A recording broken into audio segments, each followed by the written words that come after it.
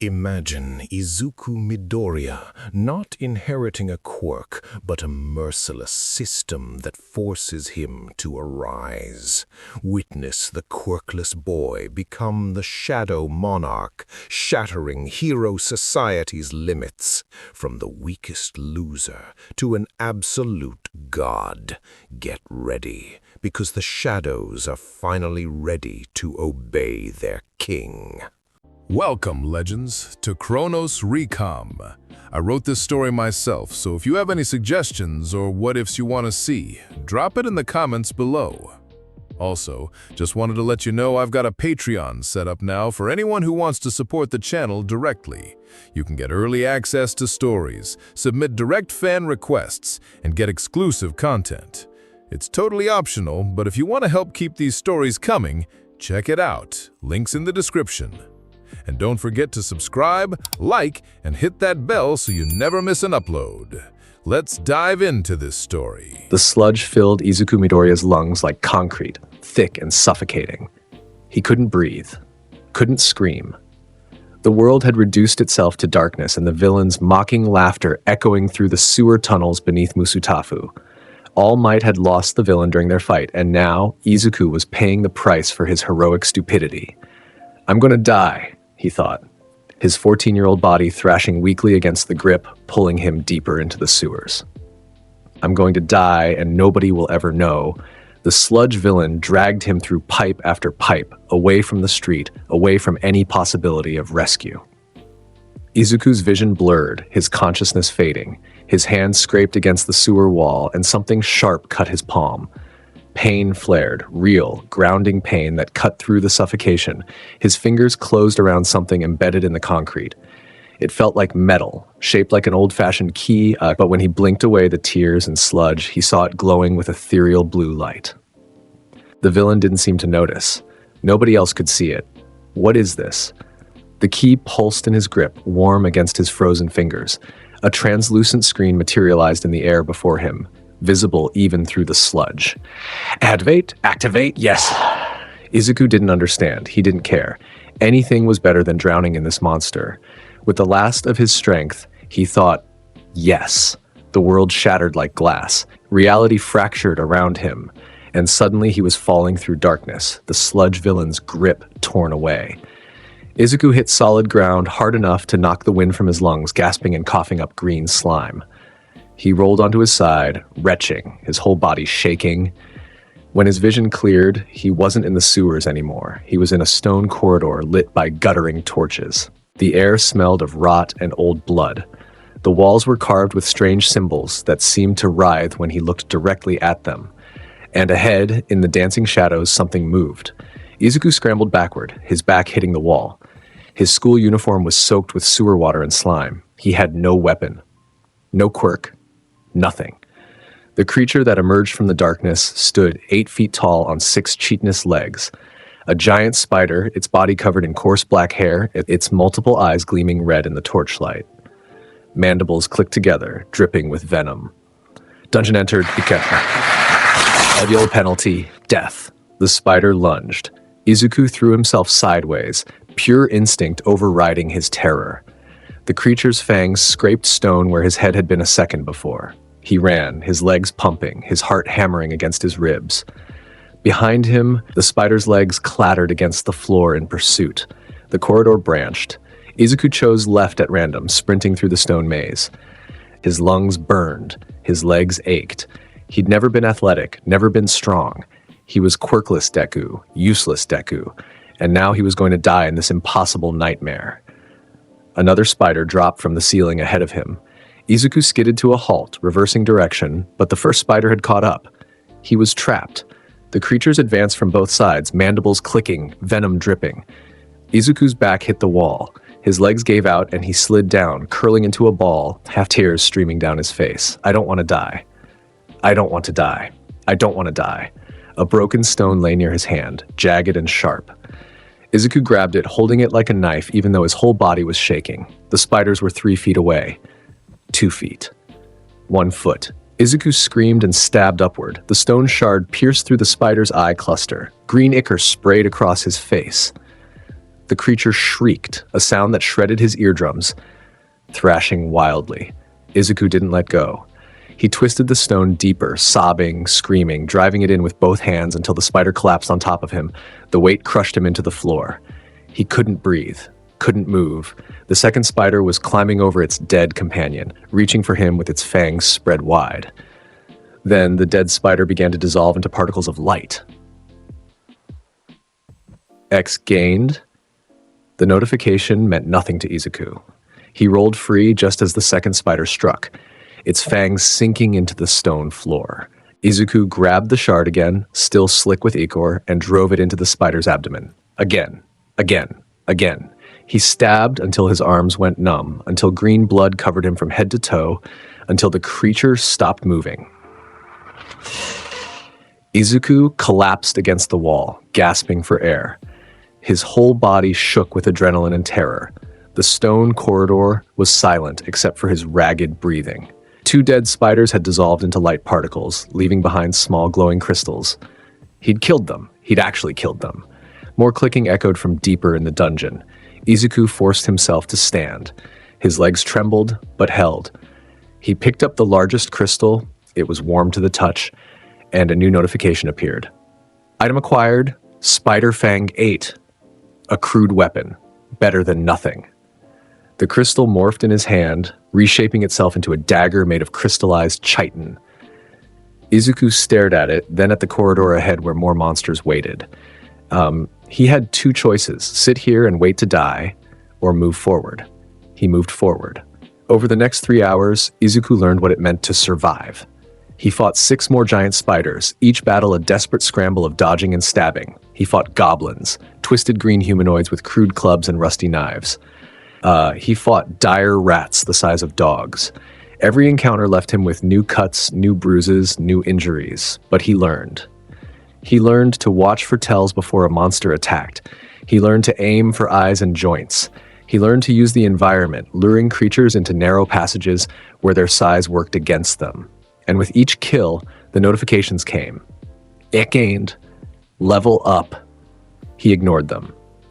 He just focused on surviving, on putting one foot in front of the other, on staying alive for 1 more second, 1 more minute, 1 more fight.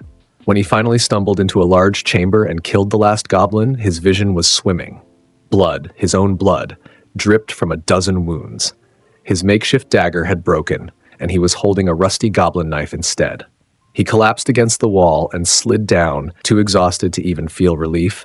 A massive notification filled his vision. Dungeon cleared, calculating rewards.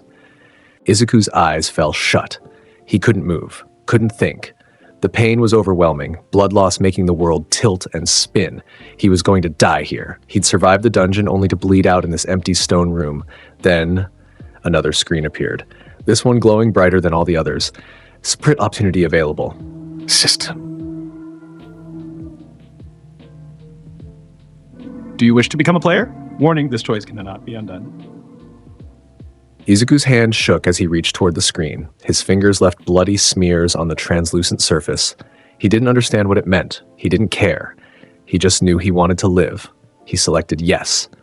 White light exploded through his body. Izuku screamed as his wounds began to close. Flesh knitted back together, bones realigned. The pain was excruciating, worse than any injury. Every cell in his body rewriting itself. Then, as suddenly as it started, it stopped. He gasped, his hands flying to his chest, his arms, his legs. The cuts were gone, the bruises were gone. Even the sewer slime had vanished from his clothes. He felt good. Better than good. He felt strong. New notifications cascaded before him. Congratulations, you are now a player. Welcome to the system. Your tutorial begins now. Feature unlocked, status window. Feature unlocked, in top. Feature daily quest assigned. And daily quest, preparation to become strong, push-ups, squats, 0-100, running, reward, stat points, new quest, return, time limit, 1 hour, reward, instant dungeon key. Izuku stared at the screens, his mind struggling to process. Then the stone chamber began to dissolve around him, reality reasserting itself. He was back in the sewers, standing exactly where he'd activated the key. The sludge villain was gone, escaped in some other direction. Izuku was alone with the notifications still floating before his eyes. He looked down at his hands. They weren't shaking anymore.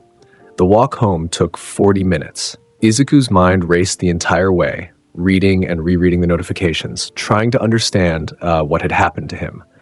When he finally opened the door to his apartment, his mother rushed toward him. "Izuku, where have you been? I was so worried. Did something happen at school?" He looked at her concerned face and realized he couldn't explain any of this. How could he? A dungeon? A system? Monsters? She'd think he'd lost his mind. "I'm fine, Mom. Just stayed late at the library." Inko studied him for a moment, her brow furrowed. "Are you sure? You look different somehow." "I'm fine," he repeated, heading toward his room. "I'm just tired." He closed the door and locked it, then pulled up the screen labeled Status Window. Class None, Title, Level 3, HP, MP 30, Strength 12, Vitality 10, Intelligence 13, Sense 15, remaining stat points 6. Skills. Izuku sat on his bed, staring at the numbers. His strength was 12. For a quirkless 14-year-old who'd never exercised in his life, he had no idea if that was good or bad. But the system had called this a tutorial, which meant he was supposed to learn, to grow. He pulled up the daily quest again and read the requirements.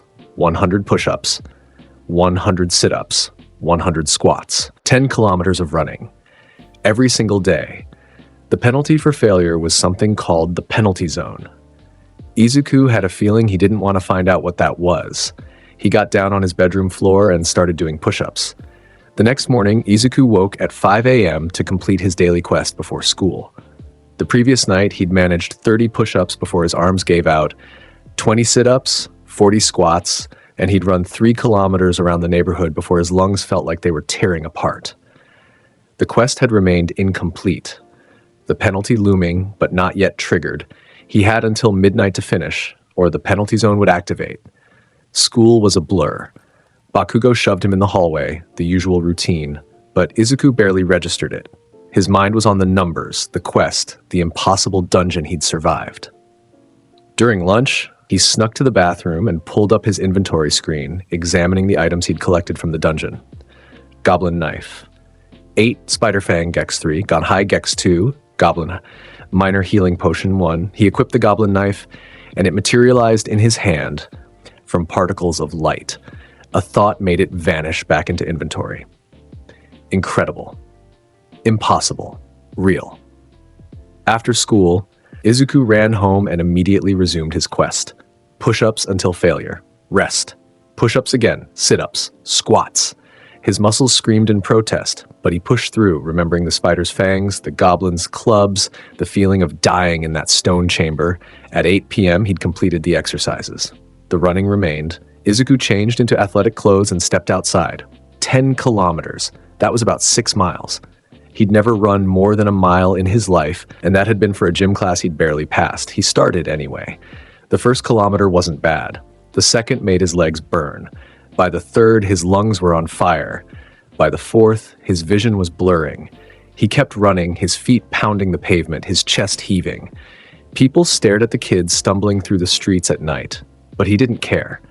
At kilometer 7, his legs gave out. Izuku collapsed on the sidewalk, gasping, unable to move. His muscles had stopped responding. The quest timer read 11:47 p.m. 13 minutes until midnight.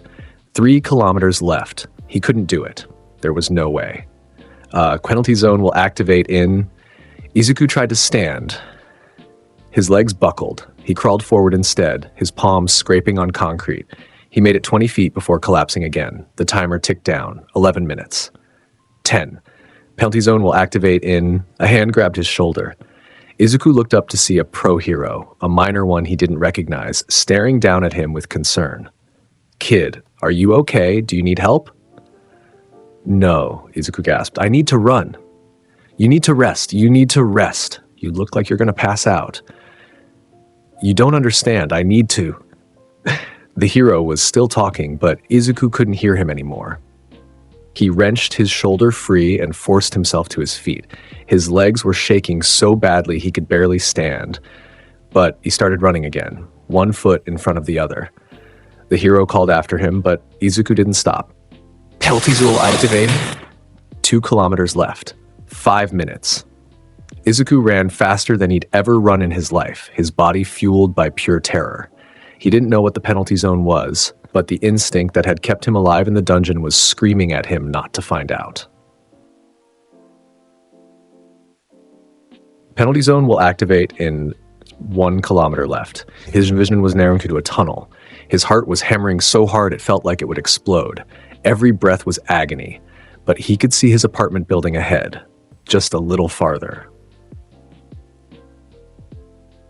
Izuku sprinted the final 100 meters, his legs pumping mechanically, his consciousness fading to a single point of focus.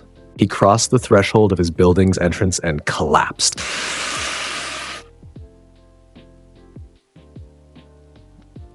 Izuku lay on the floor of the lobby, gasping for air, his entire body trembling. The timer had stopped at 4 seconds. 4 seconds from whatever nightmare the penalty zone contained. He'd made it. Barely. That night, lying in bed with every muscle screaming, Izuku allocated his stat points. 3 points into agility. He needed to be faster. The next daily quest would appear at midnight, resetting the cycle.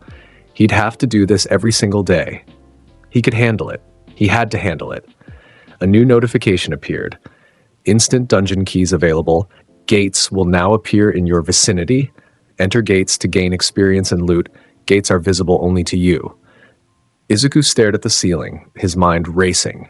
The dungeon had been hell, but he'd gained 3 levels from it. The daily quest gave him stat points. If he kept clearing dungeons, kept growing stronger, he pulled up his status window again. Strength 12, agility 14, pathetic numbers for a hero. But they were higher than yesterday, and tomorrow they'd be higher still. For the first time in his life, Izuku Midoriya smiled. Not with joy, but with cold determination. He was going to get strong. Strong enough that nobody could ever hurt him again. The grind began the next day. Izuku spotted his first gate on the way to school, a shimmering portal of purple light hovering in an alley between 2 buildings. The system identified it as an E-rank gate. Nobody else on the street seemed to notice it. They walked past without a glance, the portal completely invisible to them. During lunch, Izuku told his teacher he felt sick and went home early. He stood before the gate, his hand hovering over the shimmering surface. Everything logical told him this was insane.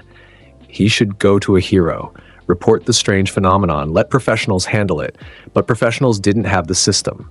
They wouldn't be able to enter, and Izuku needed to get stronger. He stepped through. The E-rank gate contained a cave system filled with giant spiders and goblins, similar to the first dungeon, but larger, with more monsters. Izuku fought through them systematically, using the goblin knife from his inventory. His increased agility made him faster, his movements sharper. He killed 12 spiders and 8 goblins before reaching the boss chamber. The boss was a hobgoblin, 7 feet tall, heavily muscled, wielding a massive cleaver. The fight lasted 3 brutal minutes. Izuku used the cave's stalactites for cover, striking at the creature's legs to slow it down, then going for the throat when it fell. The hobgoblin nearly killed him twice, its cleaver missing his head by inches, but boss defeat 1. Level up. Item acquired, Baruka's dagger, damage 15 to 22, special effect 5 agility when equipped. Gate cleared. Izuku emerged from the gate 3 hours after entering. In the real world, only 15 minutes had passed. Time flowed differently inside. He was covered in monster blood and ichor, his clothes shredded. A quick check of his inventory showed he'd collected goblin hides, spider fangs, and most importantly, the new dagger. He equipped Baruka's dagger, and his agility stat jumped from 14 to 19. The weapon felt perfectly balanced in his hand, its blade gleaming with a faint blue light. That night, after completing his daily quest with slightly less suffering than before, Izuku found 2 more gates near his neighborhood. He entered both. The first was another E-rank with similar monsters. The second was a D-rank gate, and Izuku nearly died within the first 10 minutes. D-rank gates contained stronger monsters, dire wolves that moved in coordinated packs, skeleton warriors wielding actual swords and shields, and stone golems that shrugged off his dagger strikes. Izuku spent an hour fighting his way through the gate's forest environment, using every dirty tactic he could think of. Ambushes, terrain advantages, hit-and-run attacks. The boss was a pack of 5 dire wolves, led by an alpha twice the size of the others. Izuku killed it by luring the pack into a ravine, causing a rock slide, then picking off the stunned survivors one by one. Boss defeated, direwolf alpha and level up, level up, level up. Skill acquired, dash level 1. Instantly increases movement speed by 30% for 1 minute, cooldown, 5 minutes. Izuku tested the skill immediately, activating it with a thought. His body blurred forward, covering 20 feet in a heartbeat. The speed was intoxicating, addictive. He could dodge anything with this. Strike from angles enemies couldn't predict. He wanted more. Over the following weeks, a pattern emerged. Izuku maintained perfect grades at school through sheer determination and his increasing intelligence stat. His teachers never suspected anything wrong. Bakugo and his lackeys tried to bully him once, cornering him after school. Izuku looked at them with dead eyes, his hand drifting toward his pocket where he kept a knife from his inventory. The killing intent, hours of fighting monsters, watching them die, feeling their blood on his hands, radiated from him like heat. Bakugo froze. His lackeys took a step back. "What the hell is wrong with you, Deku?" Izuku said nothing. He just stared until they left. Their footsteps hurried, their voices uncertain. They never bothered him again. Every day after school, Izuku hunted gates. He cleared E-rank gates in under an hour. D-rank gates took 2 to 3 hours and pushed him to his limits. He died once, actually died, when a stone golem crushed his chest in a D-rank gate. The pain was excruciating, a white-hot agony that seemed to last forever. Then he respawned at the gate entrance with full health, a notification explaining that players got 1 free resurrection per day. After that, death was permanent. Izuku entered the gate again immediately and killed the golem with cold precision. His inventory filled with loot, weapons, armor pieces, crafting materials, and most importantly, healing potions. The potions became his lifeline, chugged mid-battle when a monster's claws tore through his flesh or a skeleton's sword pierced his gut. Pain became routine. Injury became data. Information about enemy attack patterns, about his own limits. His status grew accordingly. HP 1840, 1040, MP 780E strength, 47, agility 53, vitality 42, his body changed with the stats. Muscle replaced fat, his frame broadened. He grew 3 inches in 2 months, shooting up to 5.8, then 5.10. His mother noticed, commenting on his growth spurt, on how much healthier he looked. Izuku deflected her questions with practiced ease. He couldn't tell her, couldn't tell anyone. The skills accumulated, dash L4, speed increase, 50 cent, vital strike 3, critical damage to weak points, stealth L2, reduced detection by enemies, intimidate enemies with killing intent, sprint LV5, sustained running speed increase. Izuku used them in combination, developing his own fighting style. Stealth to approach undetected, dash to close distance impossibly fast, vital strike to target eyes, throats, joints, bloodlust to freeze weaker enemies, giving him precious seconds to strike. He became efficient, clinical. Every movement had purpose. Every strike was calculated. He stopped thinking of the monsters as living things and started seeing them as experience points, as loot drops, as obstacles between him and the next level. 4 months into his grinding, Izuku found his first C-rank gate. The difficulty spike was enormous. C-rank contained high orcs, shadow knights in full plate armor, and crystal spiders whose webs could slice through steel. The boss was a death knight riding a skeletal warhorse, wielding a flaming greatsword. Izuku died 4 times clearing that gate, using up his daily resurrections and forcing him to restart the gate from scratch each time. But he learned. He adapted. On the 5th attempt, he killed the Death Knight by using dash to get inside its guard, vital strike to pierce the gap in its armor at the armpit, and his full strength to drive Baruka's dagger through its ribs and into its heart. Boss defeated. Death Knight Commander. 3,500. Level up. Level up. Item acquired. Kasaka's Venom Fang. Damage 35 to 48. Special effect poison damage over time. Special effect plus 10 agility when equipped. Skill acquired Ruler's Authority a 1. Control objects with your mind. MP cost varies by object weight. Izuku stared at the ruler's authority skill description, then looked around the Death Knight's chamber. Stone debris littered the floor from their battle. He focused on a fist-sized rock and thought rise. The rock floated into the air. Izuku's eyes widened. He directed the rock left, right, up, down. It obeyed his mental commands perfectly. He threw it at the wall with a thought, and it impacted with enough force to crack the stone. This was telekinesis. Actual telekinesis. He spent the next hour testing the skill's limits. He could lift objects up to about 100 pounds before his mana ran out. Heavier objects drained more mana. He could control multiple objects simultaneously, but it required intense concentration. The skill had incredible utility, disarming enemies, creating barriers, launching projectiles. Izuku grinned. It was the first genuine smile he'd worn in months, and it was sharp as broken glass. 6 months into the grind, Izuku's routine was machine-like in its precision. Wake at 4:30 a.m., complete daily quest. Attend school, clear 2 to 3 gates. Sleep. Repeat. His stats had grown to superhuman levels. HP 3,420 and Twest 3,508, 1,588, Agility 112, Vitality 89, Intelligence 84s. He'd encountered his first B-rank gate 3 weeks ago. The boss had been an ogre mage that used fire magic and summoned elemental minions.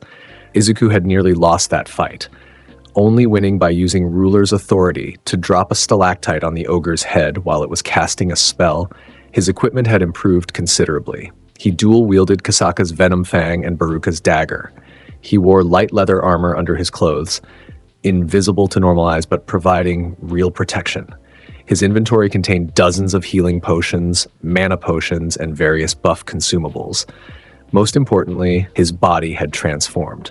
At 5'11" and lean muscle, Izuku barely resembled the scrawny kid from 6 months ago.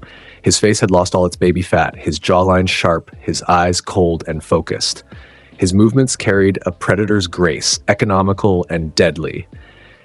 His mother asked him constantly if something was wrong. He told her he'd taken up martial arts and running to prepare for the UA entrance exam. It wasn't entirely a lie. Bakugo hadn't spoken to him in 4 months. The other students at school gave him a wide berth, unsettled by something they couldn't quite name. Teachers noted his improved physique and focus, but attributed it to a late growth spurt and newfound determination. Nobody knew the truth. Nobody could know.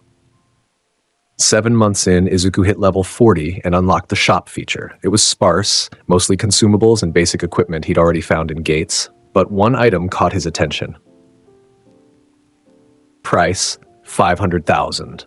Grants access to a special quest that will change your class. Izuku had accumulated 483,000 gold from selling excess loot to the shop. He needed 17,000 more. He spent the next week grinding D rank and C rank gates relentlessly, pushing himself harder than ever. When he finally purchased the ticket, a new notification appeared. Item used. Job change quibble. Quest, the throne of difficulty. Accept! Izuku's finger hovered over the yes option. This was it. This was what all the grinding had been for. Every monster killed, every gate cleared, every point of pain and exhaustion, it all led here. He selected yes. Reality shattered around him, far more violently than any gate transition. Izuku felt his body being pulled apart and reassembled, hurled through impossible space.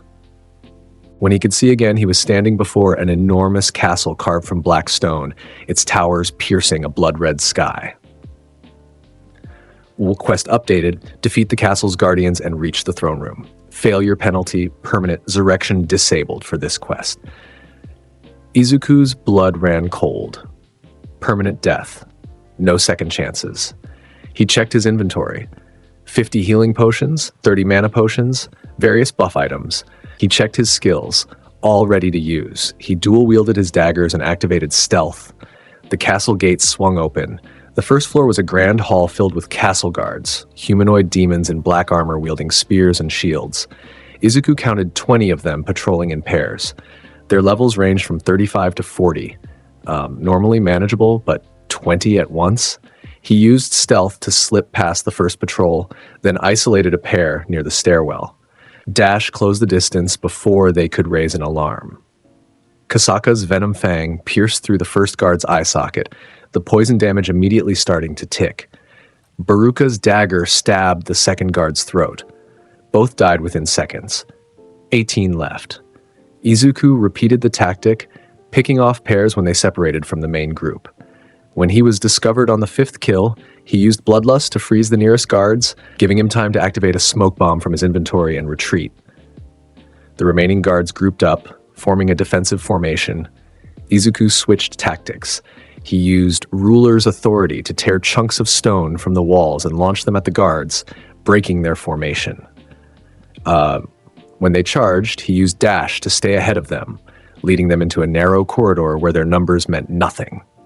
He held the choke point, his daggers flashing, poison spreading through their ranks. The last guard fell after 20 minutes of sustained combat. Izuku drank a healing potion to restore the HP he'd lost from a spear graze, then ascended to the 2nd floor. The 2nd floor was a maze of corridors patrolled by Death Knights, the same enemies he'd faced as a C-rank boss, but here there were 8 of them. Plus shadow mages that could teleport and cast dark magic. Plus gargoyles roosting on the ceiling that would swoop down when he passed beneath them. This floor took an hour.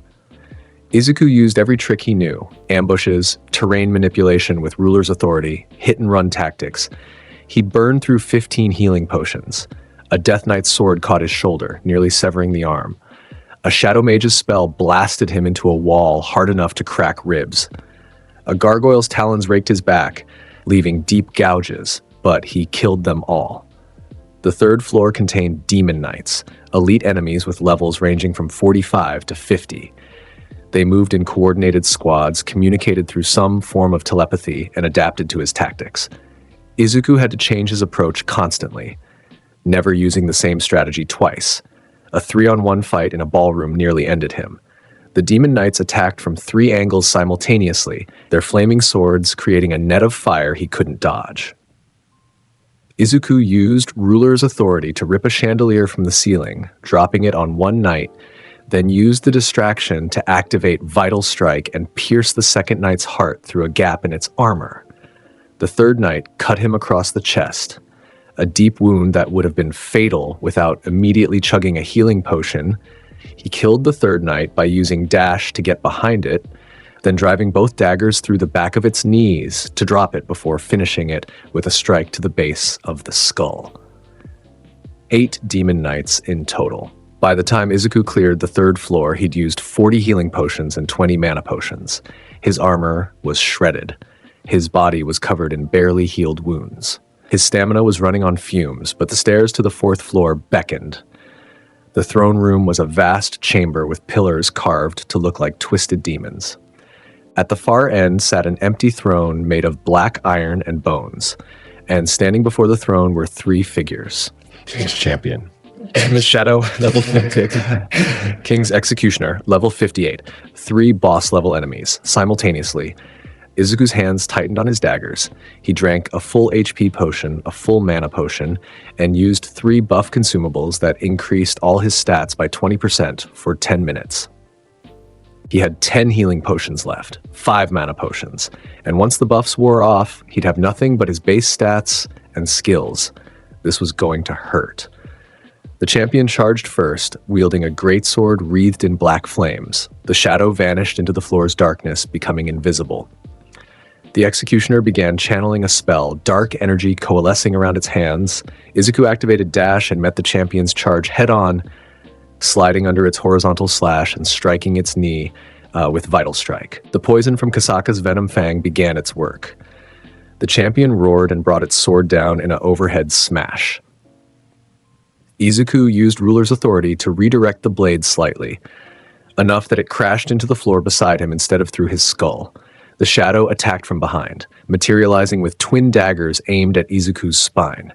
He sensed it, his sense stat screaming warning, and spun, catching one dagger on Baruka's dagger while the other scored across his ribs. Blood sprayed. Izuku ignored the pain and countered with Kasaka's Venom Fang. Forcing the shadow back, the executioner finished its spell. A beam of dark energy lanced across the throne room. Izuku used Dash to dodge, the beam vaporizing the floor where he'd stood. The champion was already recovering, raising its greatsword for another strike. The shadow was circling, looking for an opening. Izuku fought like he'd never fought before.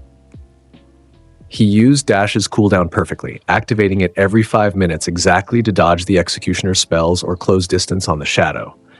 He used Ruler's authority to throw pillars, throne room decorations, even the corpses of the demon knights from the previous floor. He used Vital Strike on every opening, targeting joints, eyes, throats. The shadow fell first. Izuku baited it into overextending during an assassination attempt, then used Bloodlust to freeze it for half a second, just long enough to drive both daggers through its eye sockets and into its brain. Demon King's Shadow. The champion fell second. The poison had been working the entire fight, slowly draining its HP. When it finally stumbled, weakened, Izuku used Ruler's authority to pin its sword arm to the ground with a broken pillar, then systematically stabbed it 47 times until it stopped moving. Boss defeated. The executioner was the hardest. Without the others to distract it, it focused entirely on magical bombardment. Izuku spent 5 minutes dodging spell after spell, his mana draining as he used Ruler's authority to create barriers from debris. When an opening finally came, the executioner pausing to draw breath after a particularly powerful spell, Izuku used his last dash charge to close 100 feet in an instant. He drove Kasaka's Venom Fang through the executioner's throat and Baruka's dagger through its heart simultaneously. Izuku collapsed to his knees, gasping. His HP was at 340 out of 3,000, 4,000, and 420. He'd used all 50 healing potions. His buff consumables had worn off 20 minutes ago. Every muscle in his body was screaming. His hands were shaking so badly he could barely hold his daggers, but he'd won. Golden light erupted from the 3 corpses, flowing into Izuku's body. Notifications cascaded across his vision. K-Bleed, the Throne of Shadows, calculating ring rewards. X gained 50,000. Level up. Congratulations. You've completed your class has changed. New class, Shadow Monarch. New skill acquired, Shadow Extraction. Extract the shadows of the dead to serve you as soldiers. New skill acquired, Shadow Preservation. Preserve defeated soldiers in your shadow maximum capacity, 50 shadows. New skill acquired, Shadow Exchange. Teleport to any shadow soldier's location. New skill. Create a zone where your shadows become stronger. Radius 50 meter upland. Ruler's authority has evolved. Range, weight limit 1,000 pounds. Izuku stared at the skill descriptions, his mind struggling to process. Extract shadows. Create soldiers from the dead. An army. He looked at the 3 boss corpses dissolving into light particles. His hand moved before his brain caught up.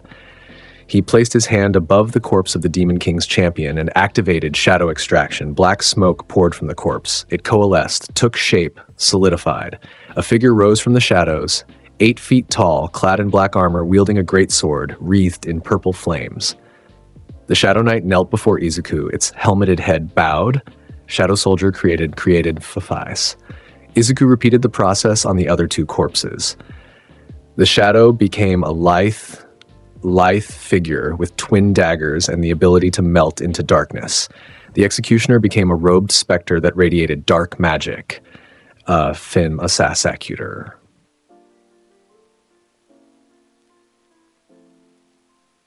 Three elite shadow soldiers knelt before him. They radiated power, their presence filling the throne room with cold darkness.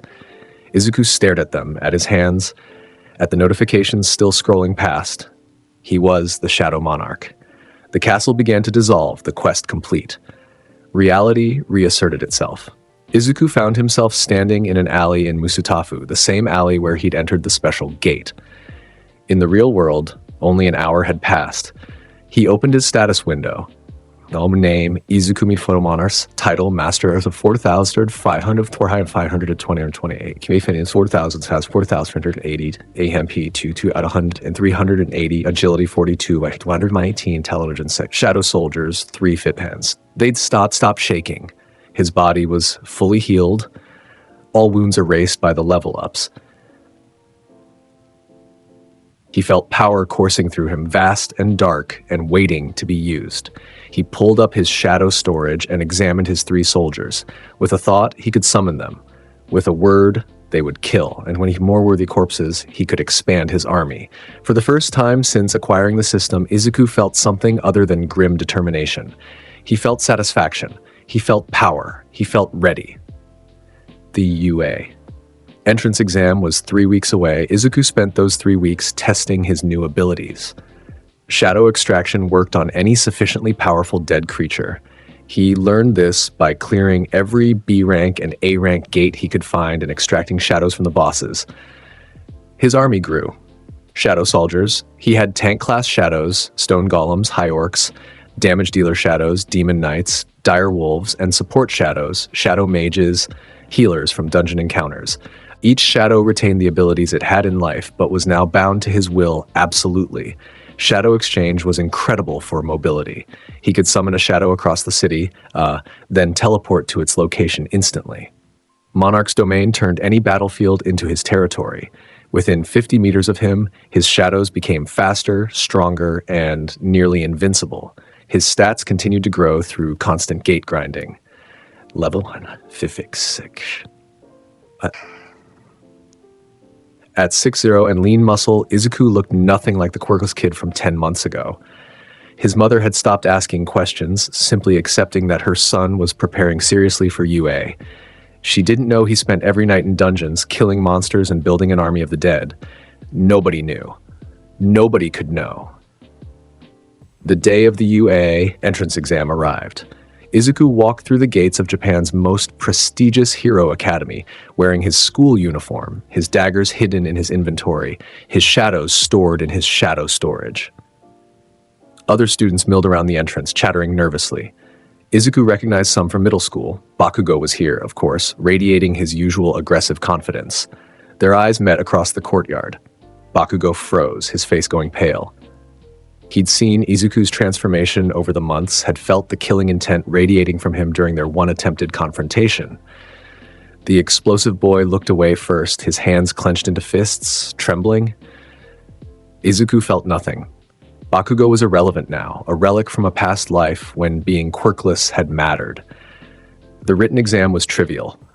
Izuku's increased intelligence stat made the questions simple. He finished in 20 minutes and spent the remaining time reviewing his shadow soldier roster. Then came the practical exam. Present Mike explained the rules. Destroy robots worth different point values. Avoid the 0-pointer. Standard fare. The other students looked nervous or excited depending on their quirks. Izuku looked bored. He was assigned to Battle Center B. As the students assembled at the entrance, a girl with brown hair and a round-found face tried to talk to him. "Hi, I'm Uraraka Ochako. Isn't this exciting?" Izuku glanced at her. "Midoriya." "Oh, nice to meet you, Midoriya. Do you think move?" The gates opened and Izuku blurred forward, using dash to put distance between himself and the other students before they even processed that the exam had started. His agility stat made him nearly invisible to normal eyes, his movements too fast to track. The first 3-pointer appeared around a corner. Izuku didn't slow down. He drew Kasaka's Venom Fang and drove it through the robot's sensor array with Vital Strike, then ripped the blade sideways, tearing through wiring and circuitry. The robot sparked and collapsed. More robots appeared. 1-pointers, 2-pointers, 3-pointers. Izuku tore through them like paper. His strength stat let him rip their limbs off with his bare hands. His speed let him dodge their attacks effortlessly. His daggers pierced their armor plating like it was tinfoil. He didn't use his shadows. These were robots, mechanical constructs with no organic components to extract. Shadow extraction only worked on biological entities. So Izuku fought the old-fashioned way, with speed, strength, and skill. A 2-pointer fired a net at him. Izuku used Ruler's authority to catch the net midair and throw it back, tangling the robot's legs. He leaped onto its chassis and drove his dagger through its power core. A 3-pointer charged him with a battering ram attachment. Izuku waited until the last second, then used dash to sidestep. The robot crashed into a wall. He stabbed it through the back of its head unit. The other students in his battle center were struggling, using their quirks to slowly take down robots 1 or 2 at a time. Izuku left them in the dust, moving deeper into the city, hunting bigger targets. By the 10-minute mark, he destroyed 47 robots. His point total was approaching 100. Other students stared as he passed, this dark-haired boy moving like a ghost, leaving destroyed robots in his wake. Then the ground shook. The zero-pointer emerged from a side street, a massive robot standing 80 feet tall, bristling with weapons, designed to be impossible to defeat. Students screamed and ran. Izuku heard someone shout about a girl trapped under rubble, but he didn't look back. Instead, he looked up at the zero-pointer and smiled. Izuku used dash and his natural agility to run up the side of a building, then leaped from the rooftop toward the zero-pointer's head. He landed on its shoulder, his fingers finding purchase on the robot's armor plating. It swiveled its weapons toward him, but he was already moving. Climbing up its neck toward its sensor array, the zero-pointer's hand swatted at him like a human swatting a fly. Izuku jumped, using ruler's authority mid-air to grab a piece of debris and throw himself higher. He landed on top of the robot's head. Multiple layers of armor protected the core processor. Izuku didn't care. He drove Kasaka's Venom Fang into the seam between two plates and used Vital Strike to target the exact weak point. The blade pierced through. He twisted it, then drew Baruka's dagger and drove it in beside the first blade. The zero-pointer's movements became erratic. Izuku used ruler's authority to tear the armor plates apart from the inside, exposing the processor. Then he jumped down into the gap he'd created and systematically destroyed every circuit and wire he could reach. The robot froze. Sparks erupted from its head. Izuku used ruler's authority to throw himself clear just before the zero-pointer toppled forward, crashing into the street with enough force to shatter concrete for 50 feet in every direction. Izuku landed in a crouch, surrounded by settling dust and debris. Other students stared in absolute shock. Present Mike's voice echoed over the speakers. "Time's up!" Final scores were posted an hour later. Izuku's name sat at the top, with 127 villain points, 0 rescue points. He'd earned more than double the second-place score through pure massacre. No heroic saves, no teamwork, just efficient, brutal destruction. In the observation room, the UA teachers watched the footage in silence. "That's not a quirk," Aizawa said finally. "I've seen thousands of quirks. That's something else entirely." All Might, in his true form, stared at the screen, showing Izuku walking away from the fallen zero-pointer. "What do you mean, Aizawa?" "His movements, his combat technique, the way he analyzes and targets weak points, that's trained skill combined with enhanced physical abilities, but enhanced beyond what any strengthening quirk should provide. And did you see his eyes during the fights?" They replayed the footage. Izuku's expression throughout the exam had been cold, calculating, almost bored.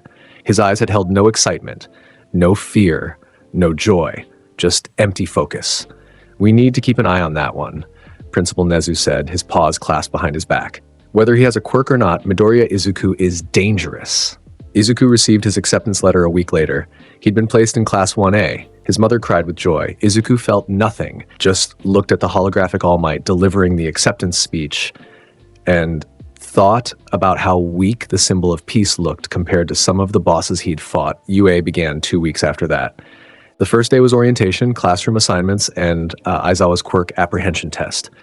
Izuku participated with mild interest, using his base physical stats to dominate every test without activating a single skill, ball throw, 872 meters using pure strength, sprint, 2.3 seconds for 50 meters using pure agility, grip strength, 394 kilogram, standing long jump, 34 meters, endurance running. He didn't even break a sweat. Aizawa watched with narrowed eyes. "Midoriya, what's your quirk?" "I don't have one." "Don't lie to me." "I'm not." Izuku met the teacher's gaze without flinching. "I'm quirkless. These are my natural abilities." The class murmured in disbelief. Bakugo's face had gone white as chalk. Aizawa's quirk activated, his hair floating, his eyes glowing red. Nothing about Izuku changed because there was no quirk to erase. "Interesting," Aizawa said slowly. "We'll discuss this later." The rest of the day passed in a blur. Izuku sat at the back of the class, ignored his classmates' attempts at conversation, and thought about the gates he'd clear after school. His shadow soldier count was at 47 out of 50. He needed 3 more elite shadows to hit his current cap. The USJ attack came 2 weeks into the school year. Class 1A arrived at the unforeseen simulation joint for rescue training. 13 was explaining the facility's features when the lights flickered and a purple portal opened in the plaza. Figures emerged, dozens of villains led by a man covered in disembodied hands, and a creature made of black mist. Izuku's eyes lit up with interest for the first time since entering UA. Quest, eliminate the villain raid. 10 to 15 as reward, level up, X5, rare item box. Accept? Yes, no. Izuku selected yes before Aizawa could give orders to retreat. The hand-covered villain, Shigaraki Tamura, scratched at his neck. Where's All Might? We came to kill All Might. Aizawa activated his quirk and charged into the plaza. 13 tried to evacuate the students. The mist villain, Kurogiri, expanded to block the entrance, then activated his quirk. Portals opened beneath the students' feet. Izuku felt the warp activate. Instead of resisting, he relaxed and let it take him. Reality shifted, and he found himself in the ruin zone with 2 other students, Bakugo and Kirishima. 30 villains surrounded them, emerging from behind broken buildings and rubble. They wore mismatched costumes and carried crude weapons. Thugs, cannon fodder. Bakugo raised his hands, explosions sparking. Stay back, extras. I'll handle.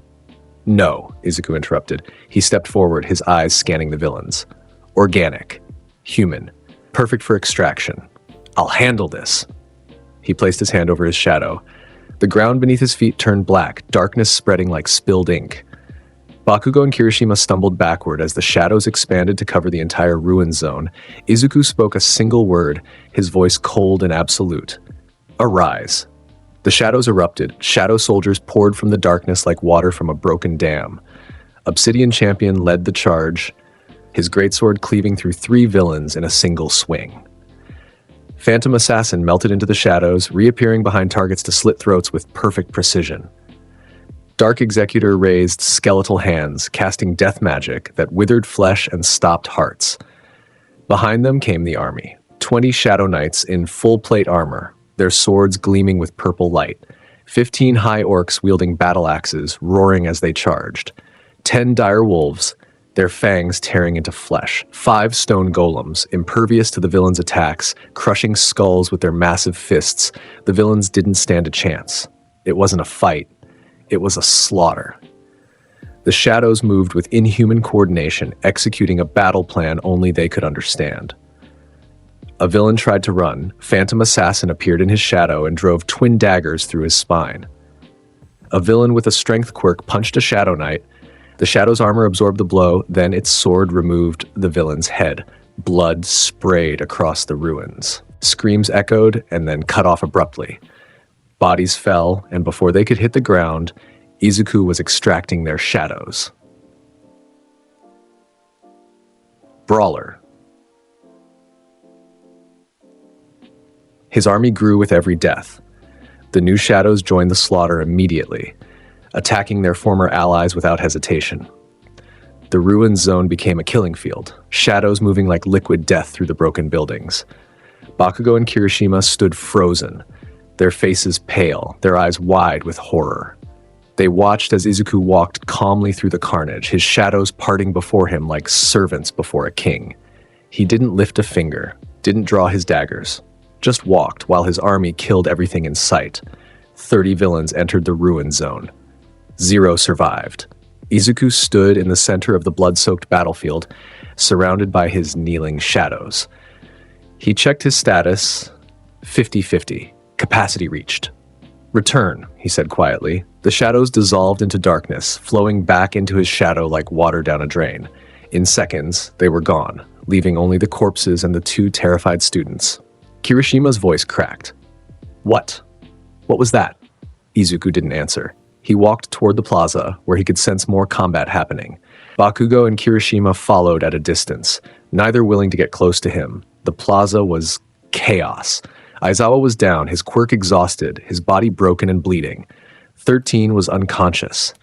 Most of the students had escaped through Ida's quick thinking, but a few remained, including the class president and Asui, and in the center of the plaza stood a massive creature, the Nomu. Its body was grotesquely muscular, covered in exposed brain tissue, eyes vacant and dead. It held Aizawa by the arm, slowly crushing the bones while Shigaraki laughed. Kurogiri hovered nearby, ready to warp. Izuku's system immediately provided analysis. Boss monster detected. Nomu. Special abilities, shock absorption, super regeneration, and threat level. All Might burst through the entrance at that moment, his presence filling the USJ with overwhelming pressure. I am here! The symbol of peace had arrived. All Might engaged the Nomu immediately, his punches creating shockwaves that shattered windows. The creature took every hit without flinching, its shock absorption negating the damage, its regeneration healing any wounds instantly. They traded blows, each impact like a bomb detonating. Shigaraki scratched at his neck, giggling. It's working! The Nomu's keeping up with All Might! We can actually kill him! Izuku watched the fight for exactly 30 seconds, analyzing patterns, calculating odds. All Might was strong, stronger than any human Izuku had encountered. But he was also tired, already weakened before the fight began. The Nomu was purpose-built to counter him. All Might would lose. Izuku stepped forward. Young man, stay back! All Might shouted, blocking a punch from the Nomu. This is too dangerous. No, Izuku said, I'll handle this. He activated Monarch's domain. A sphere of pure darkness exploded outward from Izuku, 50 meters in diameter, engulfing the entire plaza. The temperature dropped 20 degrees instantly. Shadows writhed along every surface, alive and hungry. Within the domain, Izuku's presence became overwhelming, suffocating, absolute. Arise, he commanded. 47 shadow soldiers materialized simultaneously. The plaza became a sea of darkness and death. Obsidian Champion, Phantom Assassin, Dark Executor, the Shadow Knights, the High Orcs, the Stone Golems, the Dire Wolves, and the newest additions from the Ruins Zone. The Nomu's vacant eyes focused on Izuku for the first time. Kill it, Izuku said. The Shadow Army attacked as one. The Nomu's shock absorption meant nothing against coordinated assault from 50 different angles. Shadow Knights struck at its joints, High Orcs smashed its head, Stone Golems grappled its arms. The creature was strong, tearing through shadow soldiers like tissue paper, but Izuku simply recreated them from his shadow storage. Within Monarch's domain, his shadows were nearly invincible. When the Nomu destroyed one, it reformed in seconds. The creature regenerated, but the attacks never stopped, never slowed. It was being worn down through attrition. Izuku walked forward, dual-wielding his daggers, his eyes glowing with purple light. He used dash to close the distance in an instant, appeared beside the Nomu's head, and drove Kasaka's venom fang through its eye socket. The poison damage began to tick. The Nomu roared, the first sound it had made, and swatted at Izuku. He used Ruler's authority to catch the hand mid-swing, telekinetic force stopping the blow cold.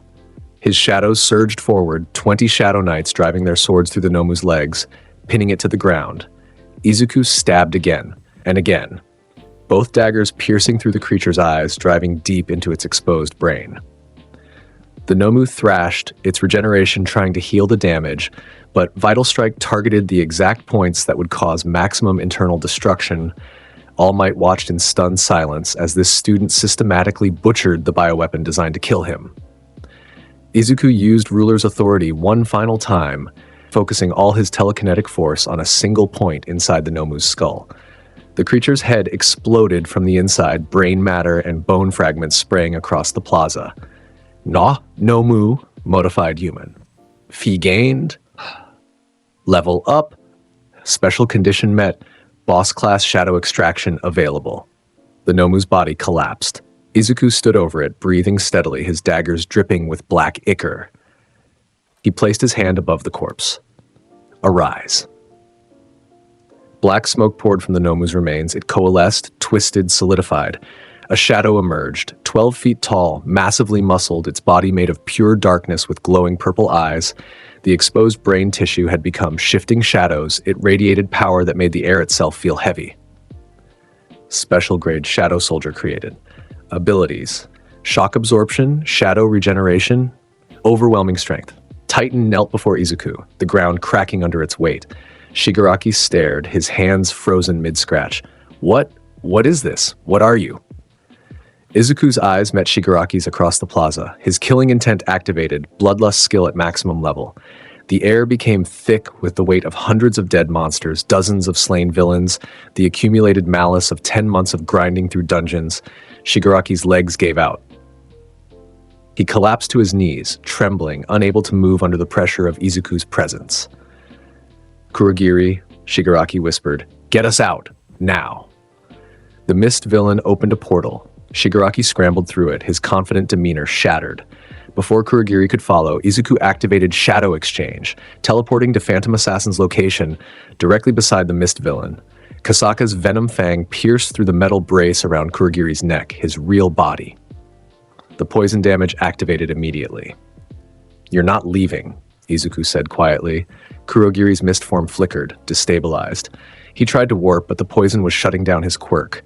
Izuku's shadows surged forward, wrapping around the mist, dragging it down, condensing it. Then pro-heroes burst into the USJ, dozens of them responding to the emergency call. They saw the blood, the destroyed Nomu, the Shadow Army, and Izuku standing in the center holding a rapidly dying Kurogiri. "Stand down!" a hero shouted. "Release the villain!" Izuku looked at them with empty eyes. Then he looked at Kurogiri, calculating. The mist villain was dying, but not yet dead. Extracting his shadow might provide a useful ability. Teleportation. All Might stepped between Izuku and the pro-heroes, his hands raised. "Wait, this student... He saved everyone. The villain attacked first." "He's killing him," another hero protested. "No," Izuku said. He released Kurogiri, who collapsed unconscious but breathing. The poison damage had been calibrated perfectly, enough to incapacitate, not quite enough to kill. "I'm not a murderer." It was a lie. He'd killed 30 villains in the ruined zone without hesitation. But these were heroes, and heroes had rules. Izuku understood rules, understood when to follow them and when to break them. He deactivated Monarch's domain. His shadow army dissolved back into darkness. Titan was the last to vanish, its massive form melting into Izuku's shadow. The pro-heroes swarmed forward, securing Kurogiri, checking on the injured students and teachers. All Might approached Izuku carefully, his expression unreadable. "Young man," All Might said quietly, "what is your quirk?" "I don't have one." "That's impossible. I just watched you command an army of shadows and kill a bioweapon designed to match my strength." Izuku met All Might's eyes. "It's not a quirk. It's something else. Something the system gave me." "System?" Izuku didn't elaborate. He simply walked past All Might toward the exit, leaving the symbol of peace staring after him in confusion and concern. Emergency quest complete. Eliminate the reward. Level up X5. Rare item box. Hidden reward unlocked. Congratulations, you have reached level 59. New feature unlocked. Shadow storage expansion. Maximum capacity. 50-100 shadows. Rare item box received. Open. Izuku selected yes as he exited the USJ. A golden chest materialized in his hands, visible only to him. It opened, revealing item acquired, Elixir of Growth. Permanently increases all stats by 10. Item acquired, Night Killer's Armor. Defense, special effect, plus 15 agility, plus 10 vitaliard. Murderous intent, passive. Your killing intent becomes an actual weapon, can cause weaker enemies to faint or freeze in terror. Izuku absorbed the skillbook immediately. His bloodlust skill merged with the new murderous intent, evolving into something far more deadly. He drank the elixir of growth, feeling his stats surge. Current stats, 176, vitality, 162.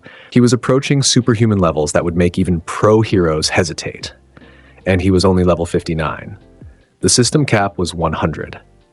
The media descended on UA within hours of the USJ attack. Reporters demanded answers about the mysterious student who defeated the villains. Principal Nezu held a press conference, carefully wording his responses to avoid revealing too much about Izuku's abilities. Inside the school, Class 1A gathered in their homeroom. Aizawa stood before them, bandaged from head to toe from his injuries, his eyes even more tired than usual. Because of the villain attack, we'll be implementing additional security measures. The sports festival will proceed as scheduled. The school believes showing strength in the face of adversity is important. The class murmured.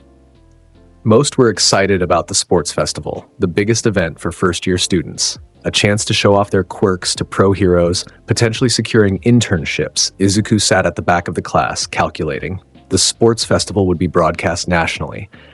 Every pro-hero, every villain, every person in Japan would be watching. If he revealed too much of his power, he'd become a target. If he revealed too little, he'd waste an opportunity. His system had remained quiet since the USJ, no quests appearing. That changed during lunch when a notification materialized. Quest available, dominate the sports festival. Objective, achieve first place. Reward, level up X3 legendary item box. Skill, Bloodlust LV Mag. Accept? Izuku selected yes.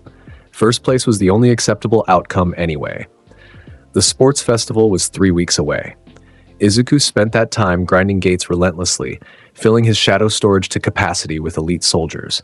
By the time the festival arrived, his army consisted of Shadow Soldiers, 100, 1 Titan, Special Grade Tank, Elite Knights, Obsidian Champion, Phantom Assassin, Dark Executor, 40 Shadow Knights, Common Rare, 25 High Orcs, Uncommon, 15 Dire Wolves, Common, 10 Stone Golems, Uncommon, 6 Shadow Mages, Rare. His level had increased to 64, his stats continuing their relentless climb. He'd also acquired new equipment from high-rank gates, replacing his starter gear with legendary tier items. The day of the sports festival, Izuku arrived at UA Stadium wearing his school PE uniform. The stands were packed with spectators, civilians, heroes, media. All eyes on the students.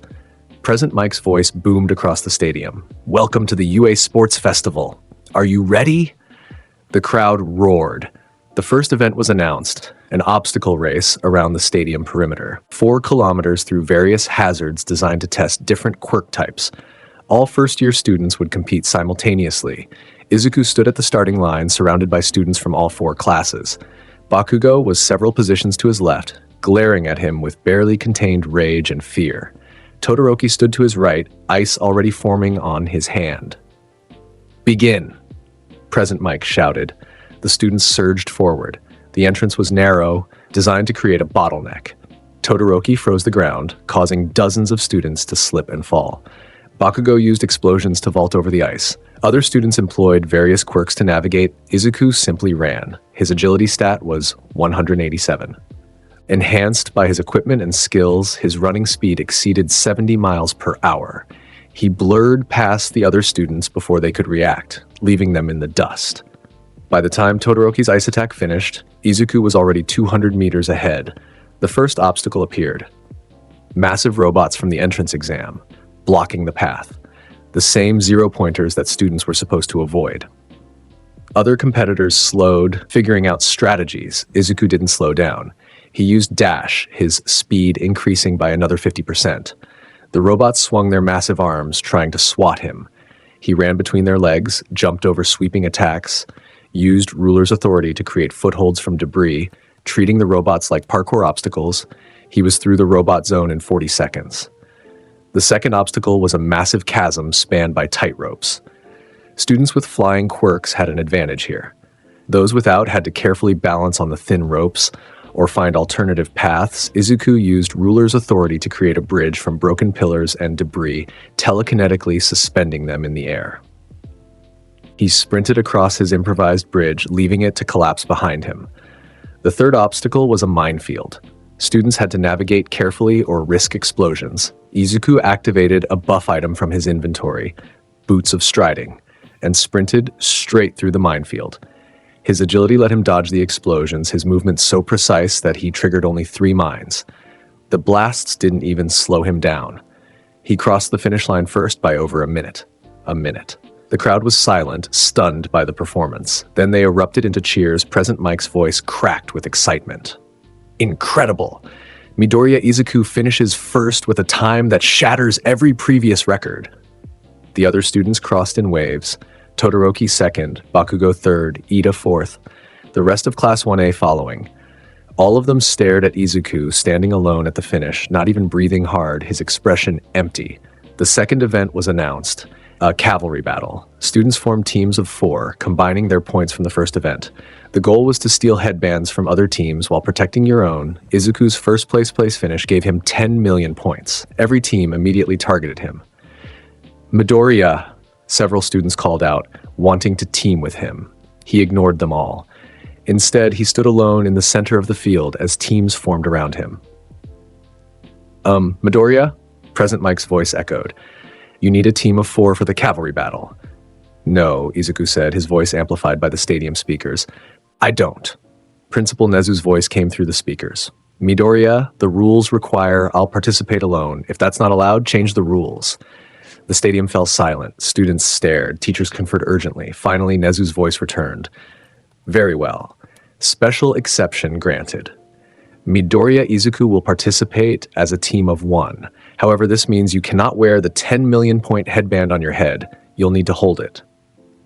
Izuku tied the headband around his wrist. That's fine. The cavalry battle began. 8 teams immediately converged on Izuku from all directions.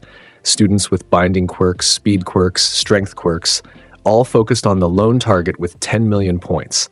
Izuku stood motionless as they approached. Then he spoke. Arise. His shadow exploded outward. Titan emerged first, its 12-foot frame materializing between Izuku and the nearest team. The cavalry team's charge broke against Titan's immovable body. Shadow Knights formed a protective circle. Dire wolves harried the flanks. High orcs created barriers. The other students watched in horror as Izuku summoned an army. That's his quirk? Someone shouted.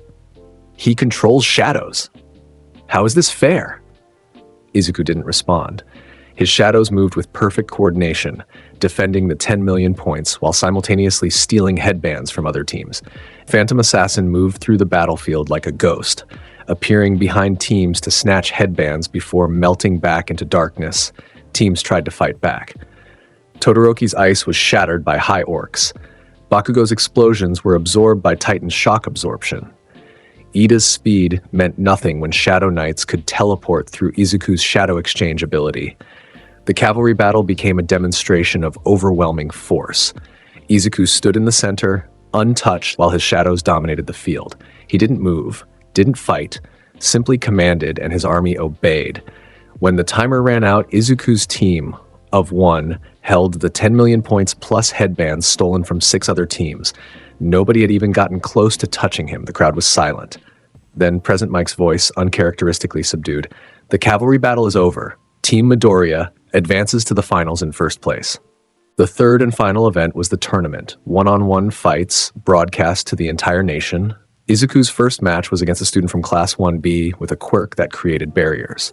The match lasted 8 seconds. Izuku used Dash to close the distance, Vital Strike to shatter the barrier, and a single punch to knock the student unconscious. The referee barely had time to react. His second match was against Ida Tenya. The speedster used his quirk to move at incredible velocities, but Izuku's agility stat was higher. He predicted Ida's movements, used Ruler's authority to create obstacles, and ended the fight with a sweep kick that sent Ida tumbling out of bounds. His third match was against Todoroki Shoto. The stadium filled with ice as Todoroki unleashed his quirk.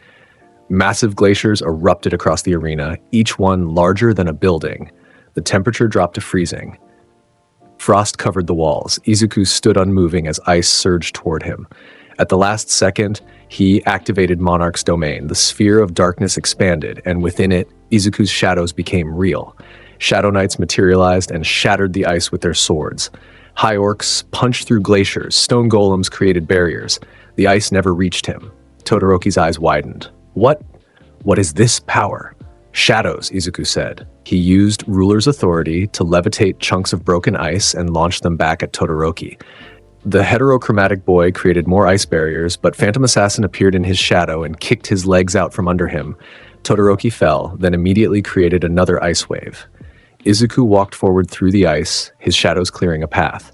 He reached Todoroki and placed a hand on the boy's shoulder. You're holding back, Izuku said. Using only your ice. Why? That's none of your business, Todoroki snarled. You're right, it's not. Izuku's shadows surged forward, wrapping around Todoroki's limbs, binding him completely. But holding back in a fight means you've already lost. He didn't encourage Todoroki to use his fire, didn't give an inspiring speech about accepting all of yourself. He simply lifted Todoroki with Ruler's authority and threw him out of bounds. The referee raised his hand. Todoroki Shoto is out of bounds. Winner, Midoriya Izuku. Todoroki lay on the ground outside the arena, staring at the sky, ice still covering half the stadium. The crowd was silent, shocked by the one-sided nature of the fight. Izuku looked down at him. Levels matter more than quirks. You were born with power. I earned mine. He walked away, leaving Todoroki to his thoughts. The final match was against Bakugo Katsuki. The explosive boy stood across the arena, his hands trembling, sweat already dripping down his face. He'd made it to the finals through raw power and aggression, blasting through opponents with overwhelming force. But Izuku could see the fear in Bakugo's eyes, the same fear that had been there since their confrontation months ago. "Begin," the referee shouted. Bakugo didn't move. He stood frozen, staring at Izuku across the arena. The crowd murmured, confused. Izuku activated murderous intent. The passive skill washed over the stadium like a physical wave. The accumulated deaths of hundreds of monsters, dozens of villains, bosses and soldiers, and everything Izuku had killed in 10 months of grinding, all of it concentrated into pure killing intent focused on Bakugo. The explosive boy's legs gave out. He collapsed to his knees, gasping, his body unable to move under the pressure. His quirk activated involuntarily, small explosions sparking from his palms, but he couldn't aim, couldn't fight. Izuku walked forward slowly. Bakugo's eyes were wide, tears streaming down his face, his body locked in primal terror. "Do you remember?" Izuku asked quietly, his voice barely audible over the crowd noise. "Do you remember telling me to jump off a roof? Telling me I'd be better off dead?" Bakugo couldn't respond, could barely breathe. "I don't care about revenge," Izuku continued. "You're irrelevant now. You were born with a powerful quirk and wasted it on bullying the weak.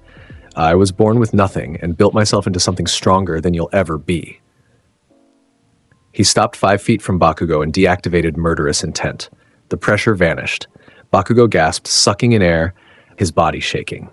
Izuku used ruler's authority to pick Bakugo up telekinetically and gently set him down outside the arena boundary. "Winner, Midoriya, Izuku," the referee announced. The crowd erupted into confused cheers. They just watched the tournament favorite defeated without a single blow being exchanged. Bakugo lay outside the arena, curled into a ball, still shaking. Izuku stood alone in the center of the arena as Present Mic announced him as the sports festival champion. Fireworks exploded overhead, the crowd chanted his name. Pro heroes in the stands leaned forward with interest. All Might approached the podium to award the medals. He placed the gold medal around Izuku's neck, his expression serious. "Young Midoriya," All Might said quietly, his voice barely audible over the crowd. "We need to talk." "No," Izuku replied. "We don't." He took the medal and walked away, leaving the symbol of peace standing alone on the podium. Quest complete. Reward, level up X3, legendary item box, skill, Bloodlust LV. Congratulations, you have reached level 67. Izuku's cold expression didn't change as the notification scrolled past. He was the sports festival champion. He demonstrated his power to the entire nation. And now, the real work would begin. The week after the sports festival brought internship offers, hundreds of them from pro heroes across Japan. Izuku ignored them all. Working under a hero would mean following their rules, their methods, their limitations. He had no interest in that. Instead, he focused on grinding. His level 67 status put him ahead of most pro heroes in terms of raw stats. But the system cap was 100. He needed to get stronger.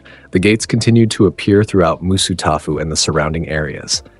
Izuku cleared 3 to 4 per day, his efficiency improving as his shadow army learned to work together better. He'd hit his shadow storage capacity at 100 soldiers, forcing him to be selective about which shadows to keep. He prioritized quality over quantity, keeping only elite and rare grade shadows. Common shadows were absorbed for experience or replaced when he found better options.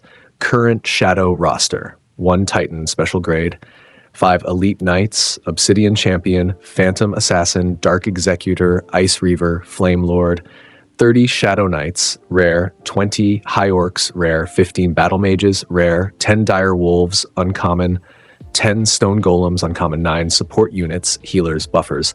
2 weeks after the sports festival, a notification appeared. Urgent Quest Dected Quiet. Quest, location, Hosu City, difficulty A rank, reward, level up X5, unique skill, Special Shadow Soldier. Failure penalty, 3 hours. Izuku stared at the notification. Level 70 recommended, and he was level 67. The difficulty was A rank, higher than anything he'd faced except the job change quest. And the failure penalty was death. Not just a failed quest. This was serious. He checked the location marker on his map. Hosu City was an hour away by train. The quest timer was already counting down. Izuku grabbed his equipment and headed for the station. Hosu City was in chaos when Izuku arrived. Reports of Nomu attacks were flooding the news. Engineered bioweapons similar to the one from USJ were rampaging through multiple districts. Pro-heroes were engaged in combat across the city. Izuku ignored the Nomu fights. His quest marker pointed to a specific location, a back alley in the old industrial district.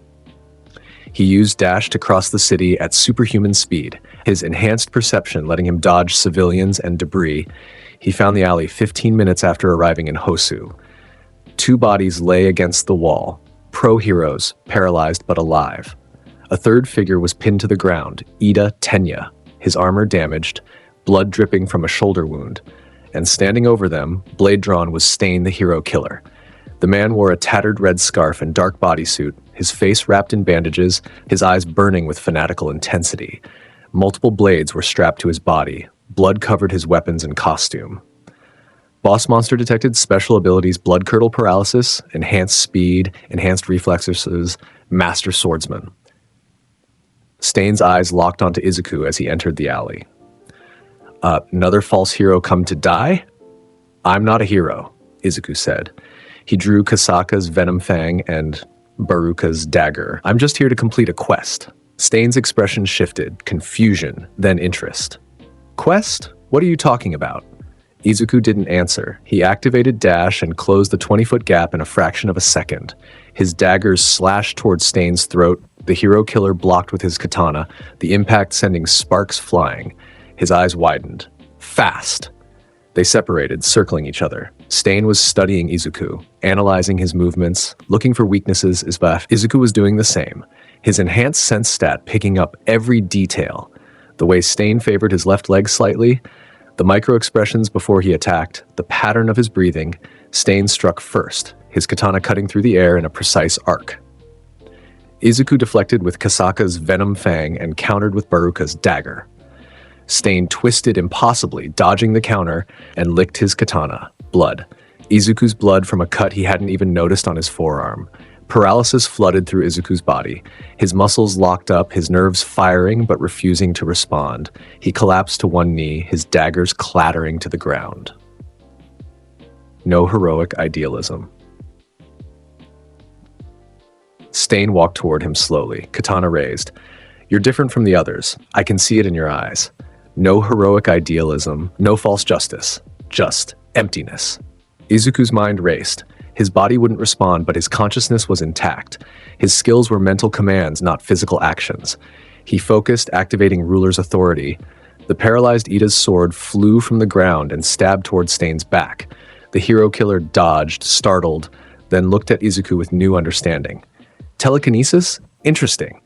Izuku used ruler's authority to retrieve his daggers, pulling them through the air back to his hands. His fingers still wouldn't close around them, but he could control them telekinetically. The daggers floated around him like orbiting satellites. That won't save you, Stain said. He charged, his speed phenomenal, his katana aimed at Izuku's heart. Izuku sent both daggers flying to intercept. Stain deflected them with his katana and a throwing knife, closing the distance. His blade was inches from Izuku's chest when purple energy erupted from the shadows. Shadow Knights materialized, their swords blocking Stain's katana. Titan emerged from the ground, its massive fist crashing down towards Stain's position. The hero killer used his incredible agility to backflip away, landing 20 feet distant. Shadows. Stain's eyes narrowed. What kind of quirk is this? Not a quirk, Izuku said through gritted teeth. His paralysis was wearing off faster than the timer indicated, his vitality stat helping him resist. Something better. His shadow army expanded. 30 Shadow Knights formed a defensive ring. High Orcs took positions at the alley's choke points. Phantom Assassin melted into darkness, stalking Stain from the shadows. Battle Mages began charging spells. Stain stood surrounded, outnumbered 50-1, and smiled. Finally, he said, someone interesting. He moved. Stain's speed was incredible. Level 72 with clearly maxed agility stats. He blurred between Shadow Knights, his katana cutting through their forms. Shadow soldiers dissolved and reformed, but Stain was already past them, heading straight for Izuku. Izuku activated dash the moment his paralysis broke. He caught Stain's katana on crossed daggers, then used the momentum to spin away. Stain pursued, his blade work perfect. Each strike aimed at vital points with surgical precision. They fought through the alley in a storm of steel. Izuku's shadows tried to intervene, but Stain was too fast, too skilled. He dodged High Orc's axes, ducked under Stone Golem's punches, parried Shadow Knight's swords, all while maintaining pressure on Izuku. A throwing knife opened a cut on Izuku's cheek. Stain lunged to lick the blood, but Phantom Assassin materialized and kicked him away. Titan's fist crashed down, forcing Stain to dodge. Battle mages unleashed fire and lightning spells. Stain moved through it all like water, his body twisting, spinning, his movements almost beautiful in their deadly efficiency. "You're strong," Stain said between attacks, "but you lack conviction. You fight without purpose." Izuku didn't respond. He activated Vital Strike and targeted Stain's left knee, the one he favored. His dagger pierced through and Stain's movement stuttered for half a second. That was enough. Titan's hand closed around Stain's torso, lifting him off the ground. Shadow Knight stabbed toward his exposed body. Stain cut through 3 swords, broke free from Titan's grip using a concealed knife against the Shadow's thumb joint, and landed in a crouch. Blood dripped from a dozen wounds now. Stain was bleeding, his breathing heavy, but his eyes still burned with intensity. "Your shadows are impressive," he said. "But they're just tools. You hide behind them instead of fighting with your own conviction." "I don't need conviction," Izuku replied. "I just need to win." He activated Monarch's domain. The 50-meter sphere of darkness expanded, engulfing the entire alley. Within the domain, Izuku's shadows became nearly invincible, their stats boosted by 50%. Shadow Knights moved faster, hit harder. Titan became an unstoppable juggernaut. Battle Mage's spells doubled in power. Stain found himself in a nightmare realm where the shadows had become overwhelming. But he didn't stop fighting. He fought like a demon, his katana cutting through shadow after shadow, his throwing knives, finding gaps in defenses, his body moving with impossible grace. He used the environment, walls, debris, the paralyzed heroes, to limit the shadow's angles of attack. Izuku watched, analyzing, calculating. Stain was too skilled to be overwhelmed by numbers alone. He needed a decisive strike. He used Shadow Exchange, teleporting to Phantom Assassin's location directly behind Stain. Both daggers stabbed toward the hero killer's spine. Stain somehow sensed the attack, spinning and blocking with his katana. But the deflection left him open for half a second. Titan's fist connected with Stain's ribs, sending him crashing into the alley wall hard enough to crack concrete. Stain coughed blood. His ribs were broken. His left arm hung limp. But he still stood, still raised his katana. "You're strong," he said again. "Stronger than any false hero I've fought. But you're not a real hero either. What are you?" Izuku walked forward, his shadows parting before him. "I'm the Shadow Monarch." He activated murderous intent. The accumulated deaths of his 10-month grind pressed down on Stain like a physical weight. The hero killer's knees buckled. "I can feel it," Stain whispered. "The blood on your hands. How many have you killed?" "Enough." Izuku's shadows surged forward one final time. Stain tried to fight, tried to dodge, but his broken body couldn't keep up. Shadow Knights pinned his arms. High Orcs restrained his legs. Titan held his torso immobile. Izuku walked up to Stain, dual-wielding his daggers. The hero killer looked into his eyes and saw nothing. No heroism, no villainy, no ideology. Just cold determination. "You have real conviction," Stain said. "Even if you don't know it yet, you'll change this world." "Maybe," Izuku said, "but not today." He drove both daggers through Stain's chest, piercing heart and lungs simultaneously. The poison from Kasaka's venom fang spread through Stain's bloodstream instantly. The hero killer's eyes widened, then slowly closed. Stain, 80,000. Level up. Congratulations! You have reached level 72. Eliminate the hero killer reward, unique skill acquired, special Shadow Soldier available. Unique skill acquired, Perfect Strike. Your attacks ignore 50% of enemy defense. Your critical hit chance increased by 30%. Stain's body collapsed, blood pooling beneath him. Izuku stood over the corpse, his daggers dripping with blood. Behind him, Ida and the paralyzed pro-heroes watched in horror. Izuku placed his hand above Stain's body and spoke the command word, "Arise." Black smoke poured from Stain's corpse, thicker and darker than any shadow extraction before. It coalesced, twisted, formed. A figure emerged from the darkness, wearing tattered cloth wraps, dual blades gleaming with purple light. eyes glowing red beneath a shadowed hood. The shadow was smaller than most of Izuku's soldiers, lean and deadly, radiating an aura of pure killing intent that made even the other shadows recoil. Libres Reaper. Abilities: Blood Curdle, Paralysis, Superhuman Speed, Master Swordsman, Murderous Intent. Special trait: Retains Stain's combat technique and philosophy. Reaper knelt before Izuku, its blades crossed over its chest in a gesture of absolute loyalty. The shadow didn't speak, couldn't speak, but Izuku felt its dedication through their connection. From now on, Izuku said quietly, "You serve me." Footsteps echoed at the alley's entrance. Pro-heroes were arriving, drawn by the commotion. Izuku deactivated Monarch's domain and his shadow army vanished, including Reaper, who melted into his shadow with the others. The pro-heroes saw Izuku standing over Stain's corpse, saw the blood, saw the paralyzed heroes being tended to by medical personnel who'd arrived with them. "What happened here?" Endeavor demanded, flame beard crackling. Ida spoke up, his voice weak. "Midoriya, he saved us. Stain was going to kill us, but Midoriya fought him off." The pro-heroes looked at Izuku, at the dead hero killer, at the destruction in the alley. They saw a 15-year-old boy covered in blood, holding daggers that gleamed with an unnatural light. "Did you kill him?" Endeavor asked. Izuku met the number 2 hero's eyes without flinching. "Yes." Silence. The pro-heroes exchanged glances. Killing in self-defense was legally justified, but a student killing a villain, even one as dangerous as Stain, would cause political complications.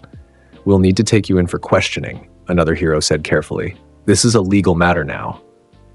"No," Izuku said. He used ruler's authority to clean the blood from his daggers, the crimson liquid floating through the air and splattering against the alley wall. "Stain attacked heroes. I defended them. The law allows for lethal force in defense of others. The law also requires—" "I know what the law requires," Izuku interrupted. "I'll submit a written report. But I'm not going to a police station tonight." He walked past the pro-heroes before they could object, his presence carrying enough cold authority that they unconsciously stepped aside. Behind him, Ida called out, "Midoriya, thank you." Izuku didn't respond. He simply walked away, his shadows whispering in the darkness around him. Reaper's consciousness now part of his growing army, he emerged from the alley into the streets of Hosu City.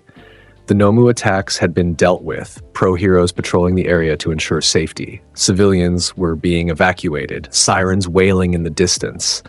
Izuku found a quiet rooftop and checked his status. Title, Master of Shadows, Hero Killer Slayer, HP 7,220 and 3,683, and Swiss Agility 298, Vigility Intelligence 152, Shadow Soldiers 100. Current shadows include Titan, Reaper, 5 Elite Knights, 30 Shadow Knights. The numbers were absurd. His strength exceeded 200, strong enough to punch through concrete like paper. His agility let him move faster than most quirks. His vitality made him nearly unkillable by normal standards, and he was only level 72 out of a possible 100. A notification appeared, hidden achievement unlocked, defeat a named boss without Shadow Army assistance. Reward, title, effect, plus 10% to all stats when fighting alone. Izuku smiled, not with warmth, but with cold satisfaction. The grind continued. The system continued, and with each level, each shadow, each quest, he became stronger. He stood on the rooftop overlooking Hosu City as pro-heroes secured the area below. His shadow army stood behind him in formation. Titan's massive form, Reaper's lean silhouette, the ranks of knights and mages and beasts, they were invisible to everyone else, visible only to him. An army of the dead, bound to his will, growing stronger with every battle. The moon hung full in the night sky. Izuku's eyes reflected its light, glowing faintly purple as his power resonated with the darkness. A new notification appeared. Player has reached level 72. Current progression, 72-100. New features will unlock at level 75. New quests will become available. Next objective, Izuku dismissed the notification. And he already knew his objective. Get stronger, clear more gates, build his army, level up. The cycle was endless, the grind infinite, but he didn't mind. This was what he'd become. This was his purpose now. He was no longer the quirkless kid who dreamed of being a hero. He wasn't a hero at all. He was the Shadow Monarch, and his journey was just beginning. The moon hung full in the night sky. Izuku's eyes reflected its light, glowing faintly purple as his power resonated with the darkness. A new notification appeared.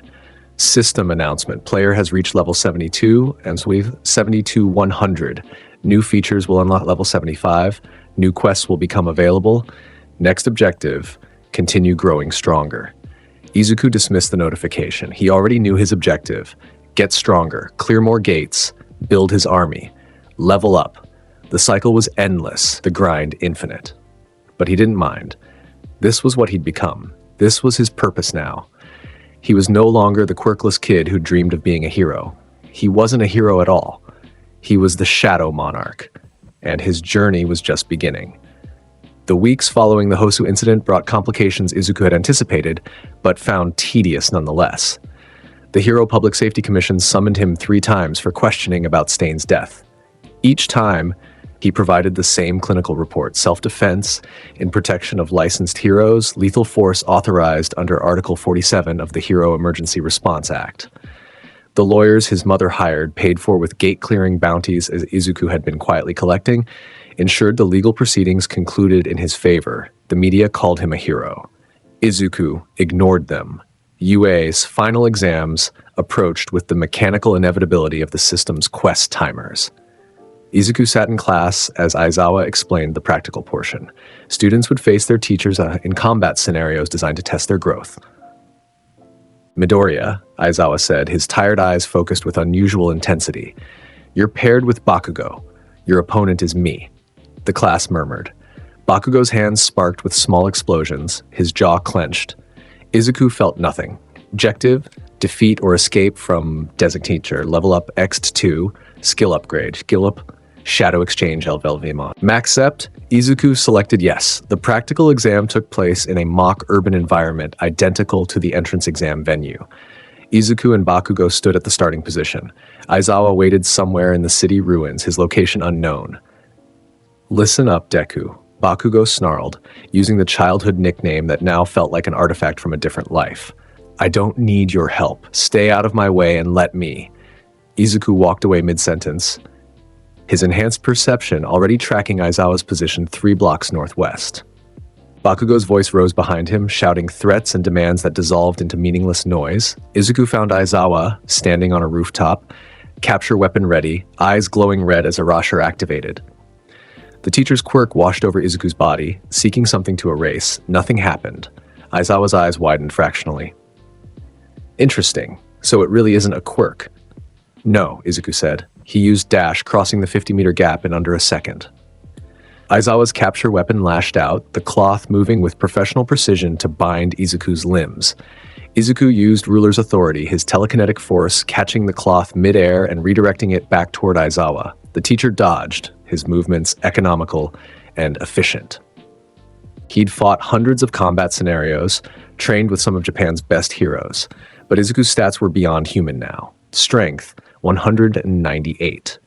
Agility, 214. His body moved faster than Aizawa's eyes could track. Izuku closed the distance again. Aizawa used his capture weapon to swing away, trying to create distance. Izuku used Ruler's authority to grab Aizawa's ankle, telekinetically mid-swing, yanking him down toward the rooftop. The teacher twisted in mid-air, using the momentum to launch himself at Izuku feet first. They fought across the rooftop in a blur of motion. Aizawa's combat style was brutal efficiency, targeting joints using Izuku's momentum against him, never staying in one place. But every strike Aizawa landed felt like hitting reinforced steel. Izuku's vitality stat made his body nearly indestructible to normal attacks. Izuku didn't summon his shadows. He didn't need to. He caught Aizawa's next kick, used Ruler's authority to pin the teacher's capture weapon to the ground, then drove his knee into Aizawa's solar plexus with precisely calculated force. Enough to wind him. Not enough to cause serious injury. Aizawa gasped, his erasure deactivating for a split second. Izuku used dash to appear behind him, one hand on the fake handcuffs that represented the exam's victory condition. You pass, Aizawa wheezed, his professional assessment cutting through his physical discomfort. But Midoriya. Izuku released him and walked toward the exit. Bakugo arrived seconds later, explosions propelling him onto the rooftop, his face twisted with rage and something darker, fear. The explosive boy saw Aizawa on one knee, saw the handcuffs in Izuku's hand, and his expression collapsed into impotent fury. Reward, level up X2, skill upgrade, Shadow Exchange LV. Izuku left the exam venue without waiting for Bakugo's inevitable outburst. In the observation room, the UA teachers watched the footage in silence. He held back. All Might said quietly, his skeletal form hunched in the monitoring chair. That wasn't his full strength. Principal Nezu's paws were clasped behind his back, his expression unreadable. No, it wasn't. The question is, how much stronger is he really? Aizawa entered the room, rubbing his ribs. Strong enough that I couldn't touch him. Fast enough that erasure was irrelevant. That wasn't a student fighting a teacher. That was a predator humoring prey. Should we be concerned? Vlad King asked. We should be terrified, Aizawa replied, but he's on our side, for now. Summer training camp arrived with the oppressive heat of July as the Wild Pussycats facility sat deep in the mountains, miles from civilization. Class 1A arrived by bus, chattering excitedly about the week-long quirk training intensive. Izuku stared out the window at the forest passing by, his enhanced sense stat detecting something the others couldn't. Gates. Hidden dimensional rifts scattered throughout the mountain range, invisible to normal perception, but blazing like beacons to his system interface. 18 hidden gates detected in vicinity range, C rank. Recommended party size, 3 to 8 hunters. Clear all gates? Yes. Izuku selected yes. The training camp began with Pixie Bob's earth manipulation quirk creating a gauntlet through the forest. Students were supposed to reach the facility by nightfall, fighting earth golems along the way. Izuku separated from the group within the first 10 minutes, using dash to disappear into the dense tree cover. He found the first gate a quarter mile from the main path. The dimensional rift shimmered between two ancient cedars, purple light leaking from the tier in reality. Izuku stepped through. The dungeon interior was a corrupted forest. Trees twisted into grotesque shapes, the sky a sickly green, the air thick with the stench of decay. His system provided immediate analysis.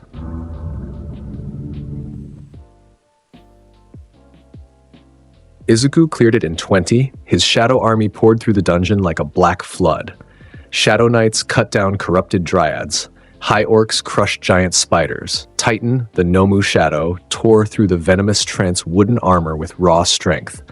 Reaper, Stain's Shadow, moved through the darkness like death itself, its twin blades dripping poison as it executed lesser monsters with surgical precision. Izuku stood at the center of the carnage, barely moving. His shadows did the work. He simply collected the drops. Rare herbs, poison resistance accessories, gold coins that converted to yen in his inventory. Rewards, 15,000 XP, rare item box X2, skill up. 75. He absorbed the skill book immediately. Poison Mastery merged with his existing Kasaka's Venom Fang ability, evolving it into something more lethal. Izuku cleared 4 more gates before sunset. By the time he arrived at the training facility, walking casually out of the forest while his classmates were still fighting earth golems, his level had reached 76, and his inventory was full of rare materials. Mandalay stared at him. How did you get here so fast? I ran, Izuku said. It wasn't a lie. The training camp proceeded according to schedule. Aizawa pushed the students through grueling quirk exercises designed to expand their limits. Bakugo was dunked repeatedly in boiling water to increase his explosion output. Todoroki alternated between ice and fire pools. Tokoyami trained Dark Shadow in a dark cave. Izuku trained alone in the forest, finding more gates, grinding levels, extracting shadows from powerful monsters. By the 3rd day, his shadow army had grown to 137 soldiers. His level reached 77, and his stats continued their relentless climb. Strengthening agility 236, event 4. He was approaching the threshold where even pro heroes would struggle to match him in direct combat. And he was only 3/4 of the way to the system's level cap. The attack came on the 4th night. Izuku was 2 miles deep in the forest, standing in the boss room of an A-rank gate when his sense stats screamed warning. Danger. Multiple high-level threats. Location, the training facility. Remote Quest, Vanguard Action Squad Attack. Recommended party size 10 plus pro heroes. Objective eliminate villains, protect students. Reward level up X5. Unique skill. Accept. Izuku selected yes and activated Shadow Exchange. His consciousness teleported through the shadows, jumping from his current location to a shadow soldier he'd left near the facility as a precaution. Reality shifted, and suddenly he stood at the forest's edge overlooking the burning training camp. Chaos. The facility was engulfed in blue flames. Students scattered across the grounds, some fighting, some fleeing. Villains moved through the destruction like sharks through blood-filled water. Izuku's system identified them.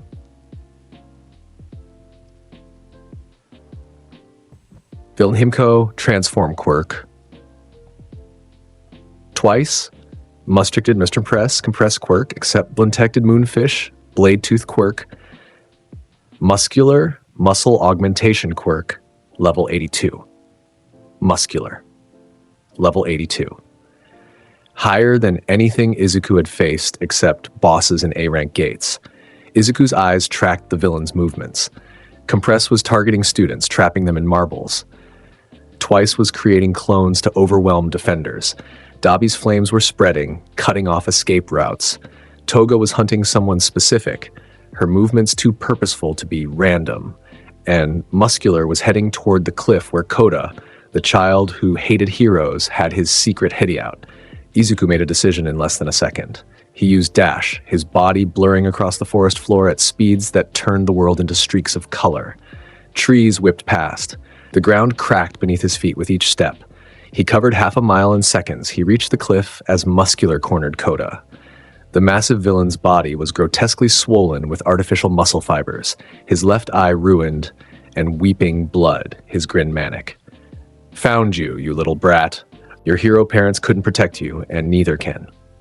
Izuku appeared between them. Muscular's grin widened. Another brat? Perfect. I'll kill you both, and... Izuku drove Kasaka's Venom Fang through Muscular's throat. The poison damage activated immediately, the evolved toxin from Poison Mastery burning through Muscular's bloodstream. The villain's eyes widened in shock. He stumbled back, his muscle fibers writhing as they tried to expel the poison. What the fuck? Muscular coughed blood. His quirk activated in defense, layers of muscle building over the wound, sealing it. The poison kept spreading. What did you do to me? Izuku didn't answer. He used Ruler's authority to grab Muscular telekinetically and slam him into the cliff face with enough force to crack stone. Muscular's muscle augmentation absorbed most of the impact, his body bouncing back like rubber. That tickled, Muscular roared. His quirk exploded outward as his muscle fibers growing to grotesque proportions, covering his entire body in a writhing mass of flesh. He punched toward Izuku, his fist the size of a boulder. Izuku used Dash to dodge. The punch cratered the cliff face, sending rock shards flying. Koda screamed behind him. Izuku used Ruler's authority to create a telekinetic barrier around the child, protecting him from debris. Muscular attacked again. A flurry of punches that came faster than most people could see. Izuku blocked with Burruk's dagger, the blade reinforced with shadow energy. Each impact sent shockwaves through the air. The cliff shook. Trees snapped. You're strong, kid. Muscular laughed, blood still dripping from his wounded throat. Stronger than those fake heroes. Let's see how much damage you can take. Izuku activated Monarch's domain. Darkness exploded outward from his body, a 50-meter sphere of pure shadow engulfing the cliff. The temperature dropped. Koda's terrified breathing became visible in the sudden cold. Within the domain, Izuku's stats doubled. Strength, 4 agility, 4 agility, 408. His shadow army materialized. Titan emerged first, its 12-foot form blocking Muscular's next punch. The impact between Titan's fist and Muscular's muscle-augmented strike created a shockwave that flattened nearby trees. Shadow Knights attacked from all sides, high orcs charged with battle axes. Reaper appeared in Muscular's shadow, blades aimed at his spine.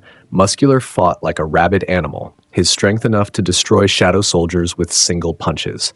But Izuku simply recreated them from his shadow storage. For every shadow Muscular destroyed, 2 more appeared. This is bullshit, Muscular roared, smashing a stone golem's head with an overhead strike.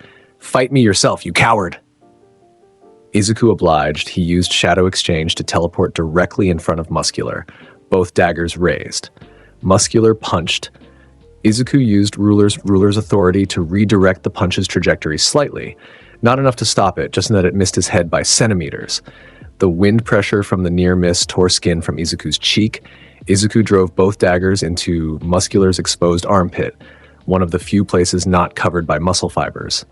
Vital Strike activated, targeting the major arteries beneath. Blood sprayed. Muscular's left arm went limp as the radial nerve was severed. Muscular's working arm grabbed Izuku, crushing ribs even through his enhanced vitality. Izuku felt bones crack. Pain exploded through his chest. His HP dropped by a quarter in seconds. Titan's fist crashed into Muscular's head from behind. The villain's grip loosened. Izuku used the opening to activate Kasaka's Venom Fang's special ability. Injecting concentrated poison directly into Muscular's bloodstream, the poison overwhelmed Muscular's regeneration. His muscle fibers began dying, turning black and necrotic. He stumbled, his movements becoming sluggish. No way. Muscular gasped. I'm the strongest. I can't lose to some brat. You already lost, Izuku said. He used Ruler's authority to hold Muscular's body immobile, telekinetic force pinning every limb. Then he gave the command to his shadows. Kill him. The Shadow Army descended. Shadow Knights stabbed through Muscular's joints. High Orcs crushed his skull with axes. Reaper drove its twin blades through both eyes simultaneously. Titan grabbed Muscular's head in both hands and twisted until the neck snapped with a sound like breaking timber. Muscular's corpse collapsed. Level up. Current lethal condition met. Elite class shadow extraction available. Muscular's corpse collapsed, blood pooling beneath it. Kota stared in horror, his young mind struggling to process the violence. Izuku deactivated Monarch's domain and approached the body. Arise. Black smoke poured from Muscular's remains, thicker than usual, writhing like living darkness. It coalesced into a massive humanoid form, 8 feet tall, covered in shadow-formed muscle fibers that rippled with constant motion. The Shadow's single visible eye glowed purple, and its aura radiated raw physical power. Elite grade Shadow Soldier, created Berserker 82. Abilities, muscle augmentation, superhuman strength, rage mode, regeneration. Berserker knelt before Izuku, its massive frame making the ground crack. Izuku looked at Kota, whose face was pale with terror. Go back to the facility, Izuku said. Tell Mandalay that villains are attacking. Tell her the Shadow Monarch is hunting them. Kota ran without a word. Izuku turned his attention to the burning facility below. His enhanced perception tracked the remaining villains' positions. Moonfish was fighting Tokoyami in the forest. Compress had captured several students already. Dabi was engaged with Aizawa and Vlad King. Twice's clones were everywhere. Toga was still hunting someone, probably Bakugo, based on her movement pattern. Izuku used Shadow Exchange to teleport to Moonfish's location. The villain was a grotesque figure, his body covered in straitjacket restraints, his quirk manifesting as extendable teeth that grew from his mouth like bladed tentacles. Dark Shadow was struggling against the teeth, unable to land a solid hit. Moonfish sensed Izuku's arrival and attacked immediately. Fresh meat! Let me taste your flesh. His teeth blades lashed out from 6 different angles. Izuku used Ruler's authority to catch all 6 telekinetically, holding them in midair. Moonfish's eyes widened. What? Izuku used Ruler's authority to tear the teeth from Moonfish's mouth. The villain screamed, blood spraying. Izuku closed the distance in a single dash, driving Kasaka's Venom Fang through Moonfish's chest. The poison worked quickly on the weakened villain. Villain defeated, Izuku extracted Moonfish's shadow, creating a blade-class soldier with extendable tooth weapons. Then, he used Shadow Exchange again, teleporting to where Compress was attempting to capture more students. The magician-themed villain saw Izuku appear from nowhere and immediately understood the threat. My, the mysterious student everyone's talking about. Let's see if you can escape my magic. Izuku didn't give him time to finish. He used Ruler's authority to grab Compress telekinetically and slammed him into the ground hard enough to shatter teeth. Before Compress could activate his quirk, Reaper appeared in his shadow and drove a blade through his hand, pinning it to the dirt. Where's Bakugo? Izuku asked coldly. Compress coughed blood. You think I'll tell you, anything, Izuku's murderous intent activated. The accumulated deaths of hundreds of monsters and dozens of villains pressed down on Compress like a physical weight. The villain's confident facade crumbled. In my pocket. Compress gasped. Left side, the blue marble. Izuku retrieved the marble and crushed it. Bakugo materialized, unconscious and bound. Izuku used ruler's authority to levitate him away from the immediate danger, then looked back at Compress. "You're under arrest," Izuku said. Not because he cared about hero protocol, but because Compress was more useful alive for interrogation. He used his shadows to restrain the villain and moved on, leaving Shadow Knights to guard the captured enemy. His next target was Twice, whose clones were causing chaos across the entire facility. But before he could engage, a portal opened. Black mist swirled, and Kurogiri emerged, the Warp Gate villain who'd escaped from Izuku during the USJ. Behind him stepped Shigaraki Tomura, hands scratching at his neck. "There you are." Shigaraki's voice was manic glee, filtered through childish petulance. "The Shadow King. The boy who killed Stain. I've been wanting to meet you." Izuku's system immediately provided analysis. Bluff. Sigourney. Extreme danger. DK can disintegrate shadows on contact. Izuku didn't respond. His shadows formed a protective barrier around him. Shadow Knights, High Orcs, Berserker, Titan, Reaper all taking defensive positions. Shigaraki giggled. "So many toys. But they're just toys, aren't they? Let me show you." He touched the ground. Decay spread outward in a wave of disintegration, turning dirt to dust, reducing trees to particles. The Shadow Knights at the front line dissolved on contact, their shadow forms unable to resist the fundamental erasure of decay. Izuku used Shadow Exchange to teleport himself and Bakugo's unconscious form to a safe distance. His shadows reformed immediately, but Shigaraki's quirk was a hard counter to his army. Anything that touched the ground would be vulnerable. "Interesting," Izuku said. He used ruler's authority to levitate his entire shadow army, keeping them airborne. Shigaraki's grin faltered. Before the fight could escalate, Kurogiri spoke urgently. "Tomura, we need to leave. Compress is captured, Moonfish is dead, and Muscular hasn't responded. The mission is compromised. But I want to fight him. Now, Tomura." A portal opened beneath Shigaraki's feet. The villain glared at Izuku as he fell through, his scratching intensifying. "Next time, Shadow King. Next time, I'll decay everything you care about." The portal closed. Kurogiri followed through his own warp gate. The attack was over. Izuku stood in the burning forest, his shadow army surrounding him, Bakugo still unconscious and floating nearby. His sense stat detected pro-heroes arriving, reinforcements finally responding to the emergency call. Emergency quest updated, Vanguard Action Squad attack. Villains eliminated, 2-8. Villains captured, 1-8. Villains escaped, 5-8. Objective failed, Bakugo Katsuki captured. Izuku looked at the notification with cold acceptance. He'd saved Bakugo from Compress, but the system had already registered the kidnapping before he'd intervened. Technically, the quest objective, prevent all captures, had failed. Wait. Izuku checked Bakugo's status. The explosive boy was unconscious but breathing, his body completely intact. He hadn't been captured because Izuku had retrieved him. The system updated. Level up X3, rare item box. Izuku dismissed the notifications as pro-heroes arrived on scene. Aizawa, covered in burns from fighting Dabi, stared at the destruction with his characteristic exhausted expression. "What happened?" "I killed 2 villains," Izuku said. "Captured 1. The rest escaped through warp gates." He placed Bakugo's unconscious form on the ground. Aizawa checked the boy's vitals, then looked at Izuku with an unreadable expression. "You saved him." "Yes." "You killed villains." "Yes, Midoriya. They were going to kill students," Izuku interrupted. "I stopped them. That's what you trained us to do." Aizawa didn't respond immediately. Behind him, other students were being gathered by heroes, injuries assessed, trauma beginning to set in. Izuku felt nothing looking at them. They'd survived.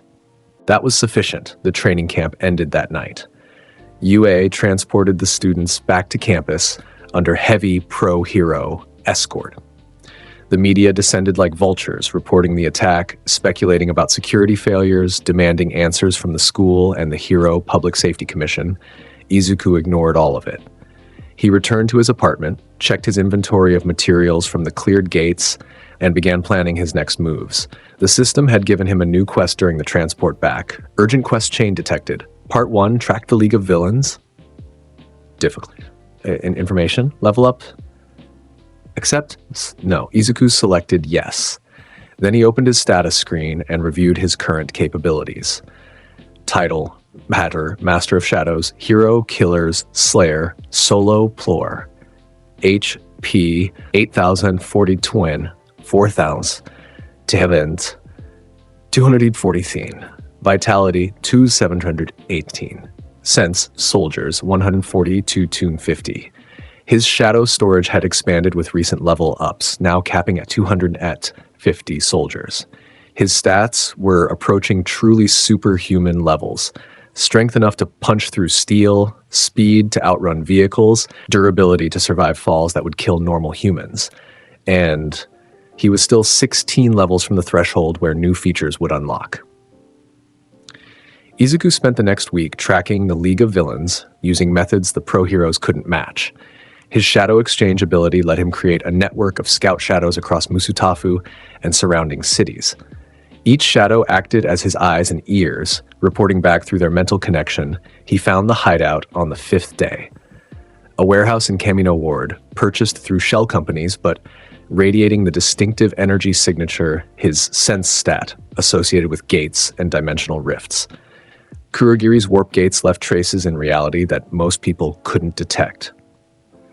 Izuku could. He stood on a rooftop 3 blocks from the warehouse, watching through Reaper's eyes as the Shadow Scout infiltrated the building. Inside, he saw Shigaraki, Kurogiri, Toga, Twice, and several other League members he didn't recognize. And in the back room, bound to a chair with quirk-suppressing restraints, was Bakugo. Defended party-sized 10-plus pro heroes, reward level up X5, legendary item, unique skill. Failure penalty stat decrease. Time limit, 72 hours. Izuku selected yes.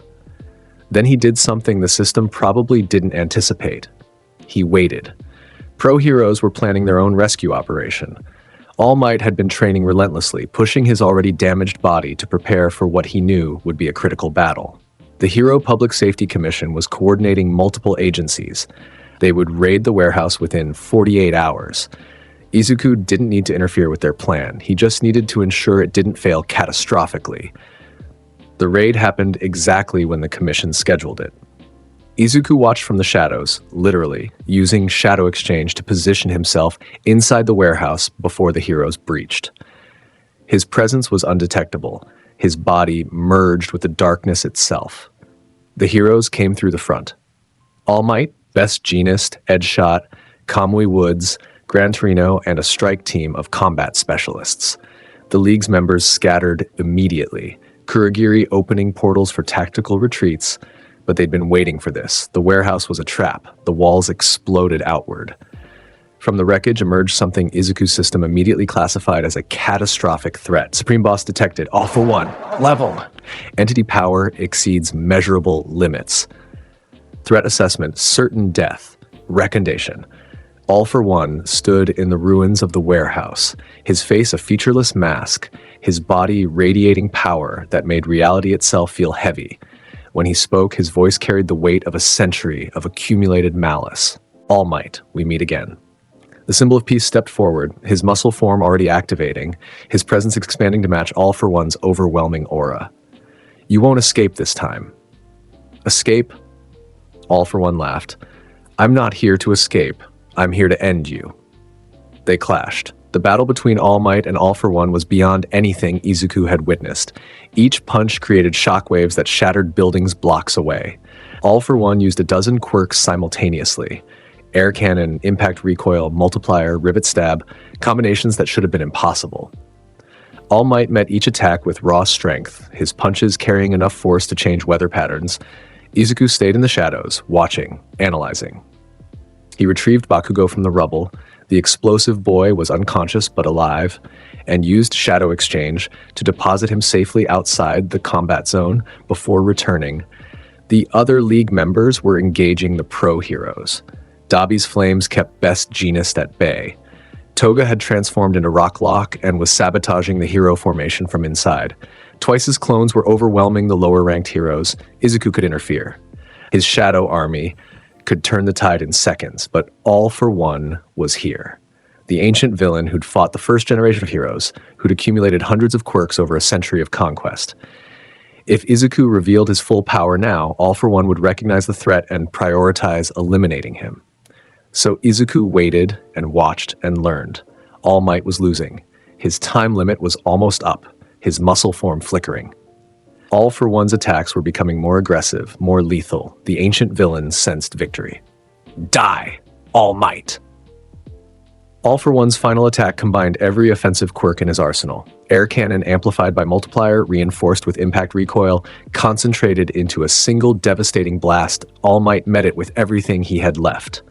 His final attack, United States of Smash, channeled every remaining ember of One for All into his fist. The collision created an explosion visible from space. The shockwave leveled 20 blocks, cleared. All for One lay unconscious in a crater, his mask shattered, his body broken. All Might stood over him in his true skeletal form, blood pouring from his mouth, his body at its absolute limit. The symbol of peace had won. The police arrested All for One immediately. Pro-heroes secured the area. The League members who'd been fighting scattered, using Kurogiri's portals to escape. Izuku watched from the shadows as All Might collapsed, his power finally exhausted. The hero who'd inspired a generation was finished. The symbol of peace had retired, and Izuku had learned what he needed to know. All for One's quirk combined and stockpiled abilities. It was powerful, perhaps the most powerful quirk in existence, but it relied on stolen power, accumulated from others. Izuku's power was his own, earned through endless grinding, built from nothing, and unlike All for One, he was still growing. Reward, level up X5, legendary item, Night Killer, title upgrade, Shadow Monarch, current level, 89. A new weapon appeared in his inventory, Night Killer, a longsword forged from shadow steel and dragon bone, its blade inscribed with runes that glowed purple in darkness. The weapon's stats were absurd. Night, tack, durability, infinite, special effect, armor penetration 60%, critical damage 40%. Unique ability, Shadow Edge, extends blade with shadow energy. Izuku equipped the longsword, feeling its weight settle perfectly in his hand. With this weapon and his current stats, he could fight enemies far beyond his level. The weeks following All Might's retirement brought chaos to Hero Society. Crime rates spiked nationwide. Villains who'd been too terrified to act during the symbol of peace's reign now emerged from hiding. The Hero Public Safety Commission scrambled to fill the power vacuum. UA continued classes, but the atmosphere had changed. Students trained harder, aware that the world needed heroes now more than ever. Izuku participated in the increased training requirements with his usual cold efficiency, never revealing the true extent of his capabilities. The provisional license exam came and went. Izuku passed effortlessly without using his shadows, relying purely on his enhanced physical stats and the Night Killer longsword. Other school students watched in awe as he dismantled opponents with clinical precision, his movements too fast to track, his strikes devastatingly effective. Inasa Yoarashi, the wind quirk user from Shiketsu High, tried to challenge Izuku to a passionate battle of youthful spirit. Izuku knocked him unconscious in 4 moves and walked away without comment. But the real test came during his work-study placement. Sir Night Eye's agency was investigating the Shie Hasaikai, a Yakuza organization that had been unusually quiet during All Might's era, but was now expanding operations. Night Eye's foresight quirk had detected something catastrophic on the horizon, some terrible event connected to the Hasaikai's leader, Overhaul. Izuku joined the investigation team alongside Mirio, another agency intern with a permeation quirk and an insufferably optimistic personality. They conducted surveillance, gathered intelligence, mapped the Hasaikai's territory. Then Izuku encountered Eri. It was during a routine patrol in the Hasaikai's neighborhood. A small girl with silver hair and a horn protruding from her forehead stumbled out of an alley, her eyes wide with terror, bandages covering most of her body. Izuku's sense stat immediately detected something wrong. The girl's biological energy signature was wrong, fluctuating wildly, reality itself bending slightly around her as if her very existence was unstable. Special's biological danger opportunity detected. Analysis: quirk can reverse biological state to previous conditions. Threat level varies based on control. Before Izuku could react, a man in a plague doctor mask emerged from the same alley. Kai Chisaki, known as Overhaul. The Yakuza boss's eyes were cold, calculating, completely devoid of empathy. "Eri," Overhaul said softly. "Come back. You know what happens when you try to run." The girl trembled, tears streaming down her face. Izuku felt something he hadn't experienced in months, genuine anger. Not quest-driven motivation, not tactical assessment of threats. Pure human rage at seeing a child terrorized. Mirio stepped forward, his hero training kicking in.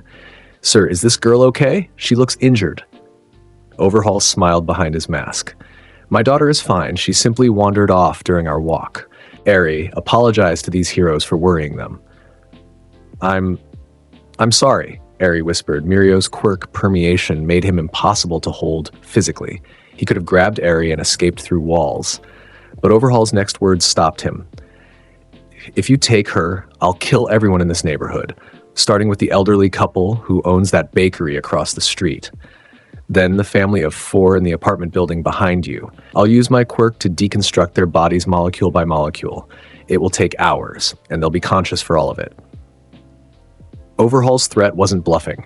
His quirk could deconstruct and reconstruct matter at the molecular level. He could absolutely make good on the promise. Mirio hesitated. Izuku didn't. He used his sense stat to scan a 3-block radius, cataloging every civilian within Overhaul's potential reach. 47 people. Too many to evacuate before Overhaul could act, and Overhaul himself was dangerous. His system analysis classified him as Overhaul,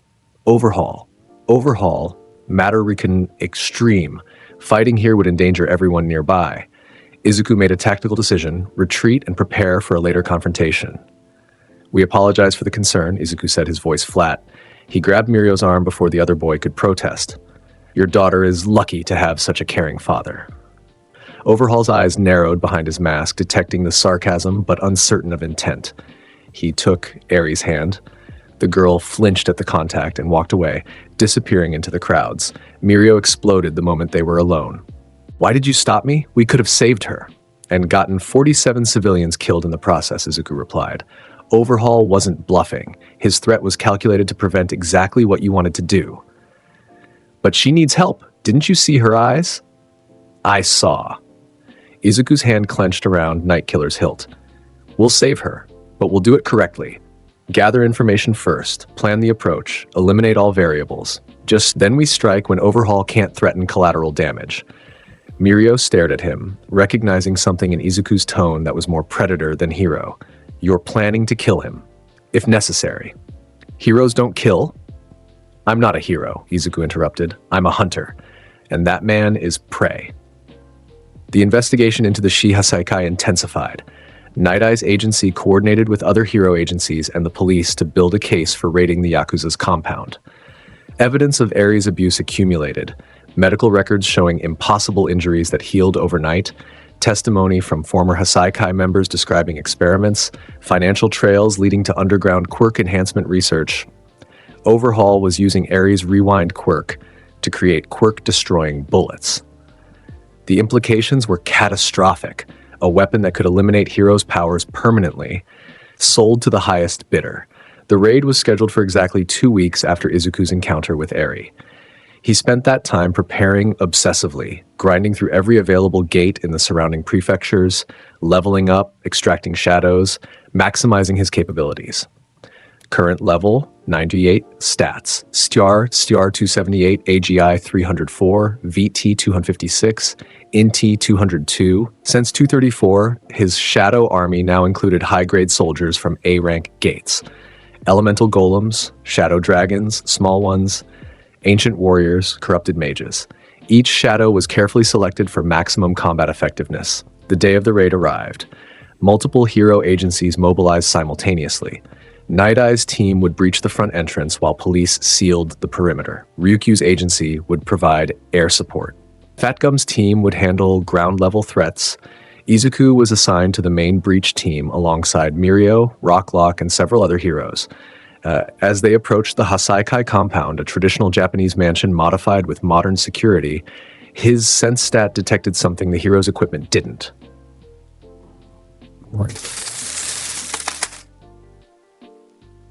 Battlefield manipulation. The moment the heroes breached the entrance, the compound's layout shifted. Walls moved, floors rotated, corridors extended into impossible geometries. Mimic's quirk had turned the building into a three-dimensional maze designed to separate and disorient attackers. The hero team fractured immediately, members getting cut off from each other as walls slammed shut between them. Izuku found himself separated from Mirio, alone in a corridor that was rotating slowly, its walls closing in. He used Shadow Exchange.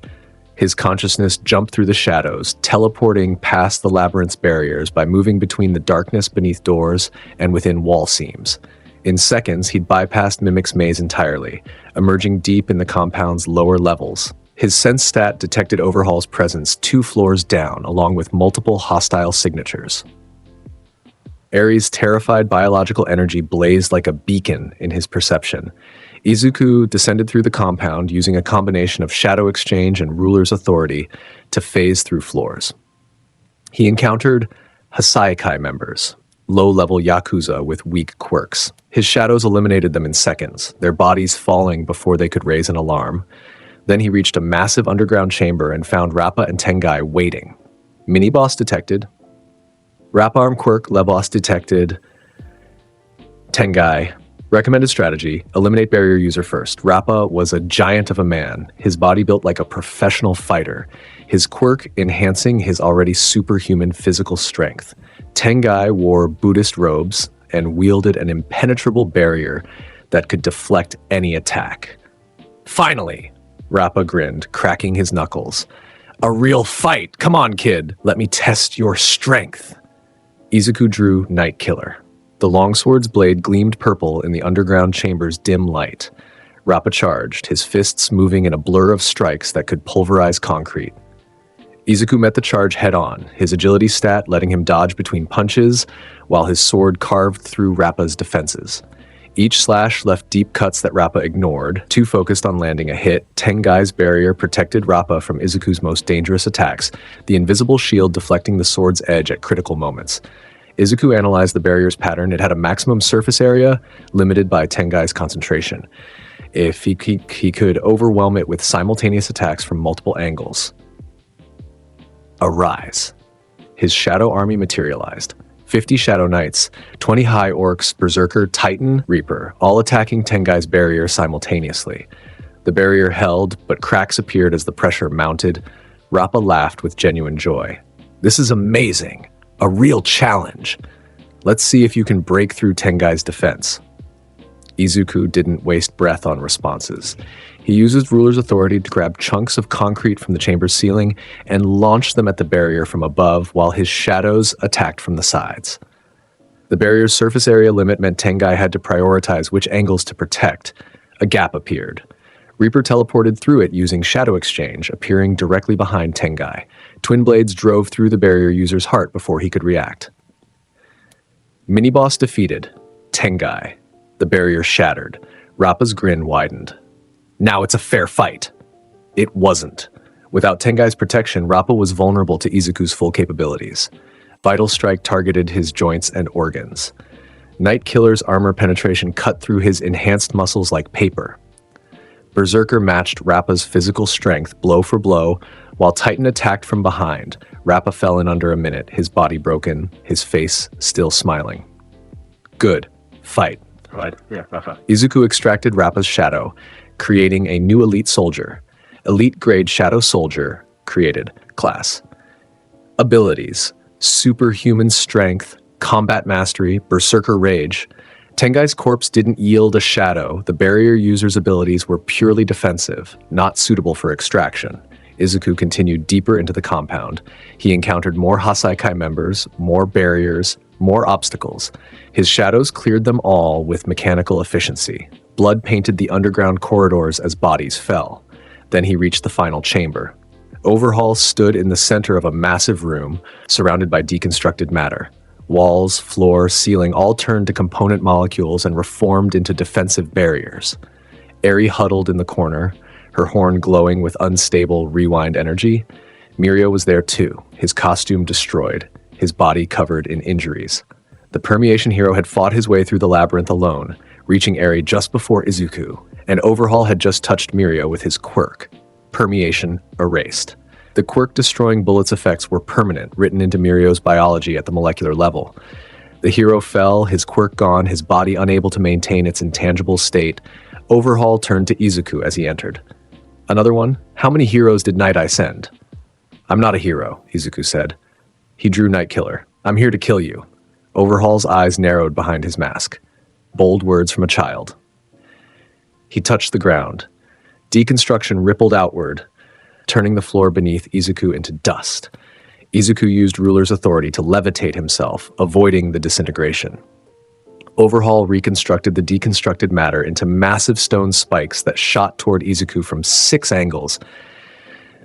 Izuku used Shadow Exchange to teleport behind Overhaul. Night Killer's blade slashed toward the Yakuza boss's neck. Overhaul reconstructed his own body, moving it 3 feet to the left faster than Izuku's blade could complete the cut. Then he touched the air itself, somehow deconstructing the empty space to create a vacuum that pulled Izuku off balance. They fought across the chamber in a display of powers that bent physical laws. Overhaul deconstructed and reconstructed matter with thought-speed precision, creating weapons from the environment, healing injuries instantly, reshaping his body to dodge attacks. Izuku countered with speed and shadow manipulation, his army swarming Overhaul while he struck from unexpected angles. Then Overhaul absorbed Nemoto, one of his subordinates, who'd been waiting in the walls. The fusion transformed him into a massive stone golem, his body a grotesque combination of human flesh and reconstructed matter.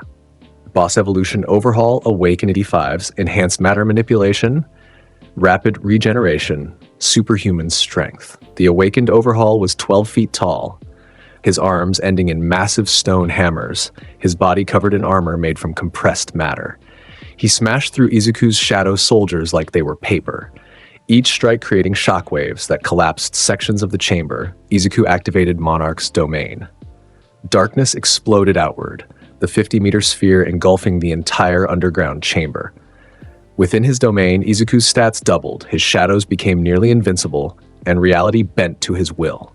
Strength, Shadow Knight seek 112. He summoned his entire shadow army, 248 soldiers materializing simultaneously. Shadow Knights formed ranks. High Orcs charged. Berserker and Titan engaged Overhaul directly, their massive forms matching the Yakuza boss's size. Reaper and Brawler attacked weak points. Shadow Dragons, small ones, dive-bombed from above. Overhaul fought like a cornered animal, his matter manipulation creating infinite weapons and defenses. He deconstructed shadows only for them to reform seconds later. He reconstructed his body faster than it could be damaged. The battle became a war of attrition. Izuku's infinite shadow army versus Overhaul's infinite regeneration. But Overhaul was still human.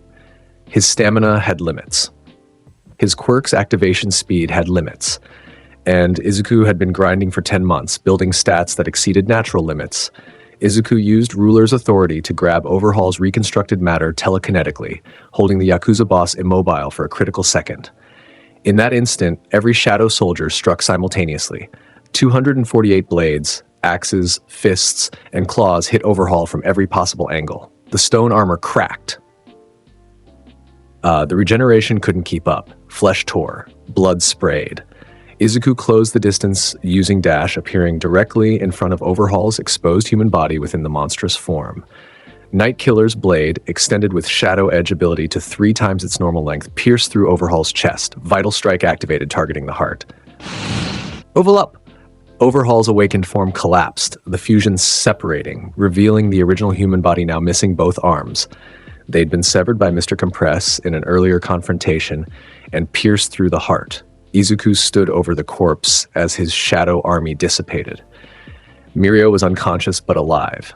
Eri was cowering in the corner, her horn still glowing, her eyes filled with terror. Izuku looked at Overhaul's body. His hand moved toward it automatically, the extraction process ready to activate. Extract shadow? Warning, target has committed crimes against humanity. Extracted shadow may be unstable. Izuku hesitated. He looked at Eri, who was watching him with those terrified silver eyes. He thought about what Overhaul had done, experimenting on a child, using her quirk to create weapons, treating her as a disposable resource. Some people didn't deserve to serve. Not even as shadows, Izuku lowered his hand. No, you're not worthy. It was the first time he'd refused an extraction since obtaining the Shadow Monarch class. The system registered his choice without comment. Pro heroes burst into the chamber moments later. Night Eye, Rocklock, Ryukyu's team, police officers. They saw the devastation, the blood, the unconscious Mirio, and terrified Eri, and Izuku standing in the center holding a sword that dripped with black ichor. Night Eye approached cautiously. Midoriya? What happened here? I killed Overhaul, Izuku said. Eri is safe. Mirio lost his quirk, but he's alive. You killed him? Yes. Night Eye's foresight quirk activated unconsciously, trying to read Izuku's future. The vision that came back made the pro hero's eyes widen with something between awe and terror. What did you see? Izuku asked. Nothing. Night Eye whispered. Your future is blank. No matter how far I look, I can't see what path you'll take. Izuku sheathed Night Killer. Good. The future should be uncertain. The heroes secured the scene. Eri was taken into protective custody. Aizawa would later adopt her, giving the girl a safe home at UA. Mirio was hospitalized, his loss of permeation devastating but not fatal. The Shiha Saikai was dismantled, its members arrested, Overhaul's research destroyed, and Izuku had climbed to level 97, just 3 levels from the system's apparent cap at 100. But the most significant change happened in a private moment. Night Eye's last words before his fatal injury from the raid finally took him. You're not a villain, but you're not a hero either. What are you? Izuku looked at the dying man, this hero who'd served All Might for years, who tried to see the future and prepare for it. I'm a monarch, nothing more, nothing less. Night Eye smiled weakly. Then be a good one. The world needs someone like you. He died minutes later. Izuku felt something crack in his chest watching Night Eye pass. Not grief exactly, he barely knew the man, but recognition of loss, of mortality, of the finite nature of human existence, even for heroes. He looked at Eri, who was being tended to by medical staff, her small form wrapped in blankets, her horns glow, finally fading. For the first time since becoming the Shadow Monarch, Izuku smiled, a real human expression of genuine warmth. The girl noticed and tried to smile back, hesitant and uncertain. Izuku left the compound as emergency services processed the scene. His sense stat detected gates opening throughout the city, the system providing new quests, but he ignored them all. Tonight, he would rest. Tomorrow, he would continue the grind. But for this moment, he allowed himself to feel human. The months following the Shiha Saikai raid blurred together in a montage of training, studying, and grinding. Izuku continued clearing gates obsessively, his level climbing toward the cap. Level 99, UA held the School Festival, a cultural celebration designed to boost morale after the League of Villains' attacks. Class 1A performed a concert. Izuku participated minimally, his guitar playing technically perfect, but emotionally hollow. The audience applauded anyway. Gentle criminal attacked during the festival with La Brava's support, intent on infiltrating UA to make a statement about hero society's failures. Izuku encountered them before they could breach campus security, used Shadow Exchange to appear in Gentle's shadow, and knocked both villains unconscious with precisely measured strikes that caused no permanent damage. He called the police and waited with the unconscious criminals until authorities arrived. No drama, no speeches, just efficient problem solving. The joint training exercise between Class 1A and 1B gave Izuku another opportunity to showcase capabilities without revealing his true power. His team, Ochako, Sero, Ashido, won their match in 43 seconds. Izuku didn't summon shadows, didn't use his longsword, simply employed enhanced speed and ruler's authority to incapacitate the enemy team before they could activate their quirks. Shinso tried to brainwash him with his voice-activated quirk. Izuku's mental resistance, enhanced by Monarch's domain's passive effects and his ridiculous intelligence state, made him completely immune. He apologized to Shinso after the match for the boy's quirk being ineffective, offering genuine sympathy for how frustrating that must be. Monoma from Class 1B mocked him, calling him a talentless, quirkless nobody riding on borrowed strength. Izuku ignored him completely, walking past as if the boy didn't exist. The dismissal hurt Monoma more than any response could have. The Endeavor Agency arc brought new complications. Bakugo and Todoroki were assigned to intern with Endeavor, the new #1 hero after All Might's retirement. Izuku was offered a placement at the same agency. Endeavor himself requested it, curious about the student who'd killed Stain and dismantled the Shiha Saikai. Izuku declined. Instead, he chose an independent work study with Edgeshot, the #4 hero known for his precise combat style and minimal collateral damage. The placement was perfect.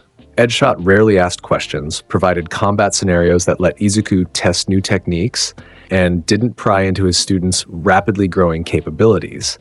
During one patrol, they encountered Ending, a deranged Endeavor fanatic who'd kidnapped civilians to force a confrontation with his hero. Edgeshot engaged while Izuku secured the hostages.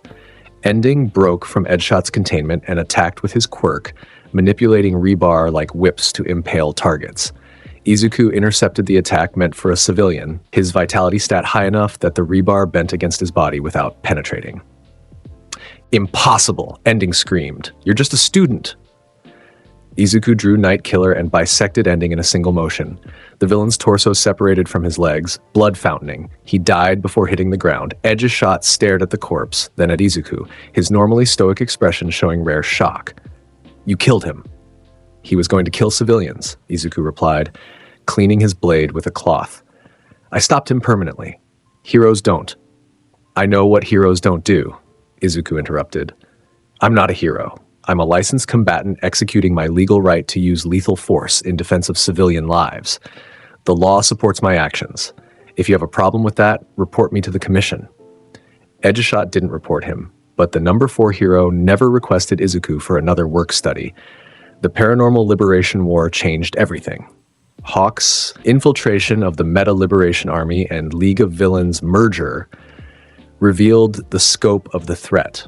A combined force of over 100,000 villains and sympathizers, led by Redestro and Shigaraki Tomura, now enhanced with additional quirks and growing power. The Hero Public Safety Commission planned a massive coordinated strike, simultaneous raids on the Paranormal Liberation Front's headquarters in the Gunga Mountain Villa and Dr. Garaki's hospital in Jaku City, where Shigaraki was undergoing his transformation. Izuku was assigned to the Jaku Hospital raid team alongside Endeavor, Mirko, Crust, and dozens of other heroes. His official role, support and evacuation. His actual capability, far beyond what anyone except the UA teachers suspected. The raid launched at dawn. The hospital appeared abandoned, its halls empty, its equipment powered down. Izuku's Senstat detected the truth, underground levels filled with life signatures. Nomu. Dozens of them. High ends. "There," Mirko said, her rabbit ears twitching. "I can hear movement below." The heroes breached the underground laboratory and found a nightmare. Tubes filled with developing Nomu lined the walls. Dr. Garaki cowered behind his creations, his elderly form belying his brilliant malevolence. And in the center chamber, suspended in a containment tank, was Shigaraki Tomura undergoing his final transformation. "Too early," Garaki shrieked. "You're too early. The Master's vessel isn't complete." He activated the Nomu. 5 high-end Nomu emerged from their containment tubes, each one on par with the USJ Nomu that had nearly killed All Might. They attacked simultaneously, their multiple quirks combining into overwhelming force. The hero team scattered, each facing a high-end in individual combat. Endeavor fought one with fire-based quirks. Mirko engaged another in brutal hand-to-hand combat. Crust's shields held back a third. Izuku faced 2 high-ends simultaneously. No detected. Hood. Mocha. Multiple quirks per entity. Threat assessment. Hood was the more intelligent of the pair, its exposed brain pulsing with electrical activity, its body covered in grotesque muscle augmentation. Mocha was pure destruction, its quirks focused on strength and durability. They attacked in perfect coordination, one from the front, one from behind, their movements synchronized. Izuku activated Monarch's domain. The underground laboratory became his kingdom. Shadows writhed along every surface, the temperature dropping 20 degrees, reality bending to accommodate his presence. His stats doubled within the domain. 612, agility 34, vitality. His shadow army materialized, but he didn't summon all 248 soldiers. Just the elites, Titan, Reaper, Berserker, Brawler, and 5 Shadow Dragons. The battle that followed was beyond anything the other heroes had witnessed. Titan matched Mocha's physical strength, their titanic blows creating shockwaves that cracked the laboratory's reinforced walls. Reaper fought Hood with blinding speed, its twin blades parrying the High-End's multiple limb attacks. Berserker entered rage mode, its strength eclipsing even the Nomu's augmented power. Shadow Dragons dive-bombed from above, their claws tearing through supposedly invulnerable flesh. Izuku fought alongside his shadows, Night Killer's blade extended with shadow edge, cutting through high-end defenses that had taken Endeavor's strongest attacks to penetrate. He used Vital Strike to target the Nomu's brains, the only truly vulnerable point, and Ruler's authority to hold them in place for finishing blows. Hood fell first, Reaper driving blades through both its eye sockets simultaneously, while Izuku decapitated it with Night Killer. Mocha followed seconds later, Titan crushing its skull while Berserker tore its body apart. High-End Nomi defeated Mocha. The other heroes finished their high-end opponents with significantly more difficulty. When the laboratory finally fell silent, filled with Nomu corpses and exhausted heroes, all eyes turned to Izuku, standing amid his shadow army. What? Endeavor stared, flames still burning around his body. What are you? The Shadow Monarch, Izuku said. He placed his hands above Hood and Mocha's corpses. Arise. Black smoke poured from the high-end remains, coalescing into shadow forms that retained their original bodies' grotesque appearances, but radiated pure darkness. 2 new special-grade shadows knelt before Izuku. Created Hood, Hank class. It's Mocha, Striker class. Izuku extracted the other 3 high-end corpses that the heroes had defeated, creating Special Grade Soldier Rabi 5, level 85. Special Grade Soldier, Chanter.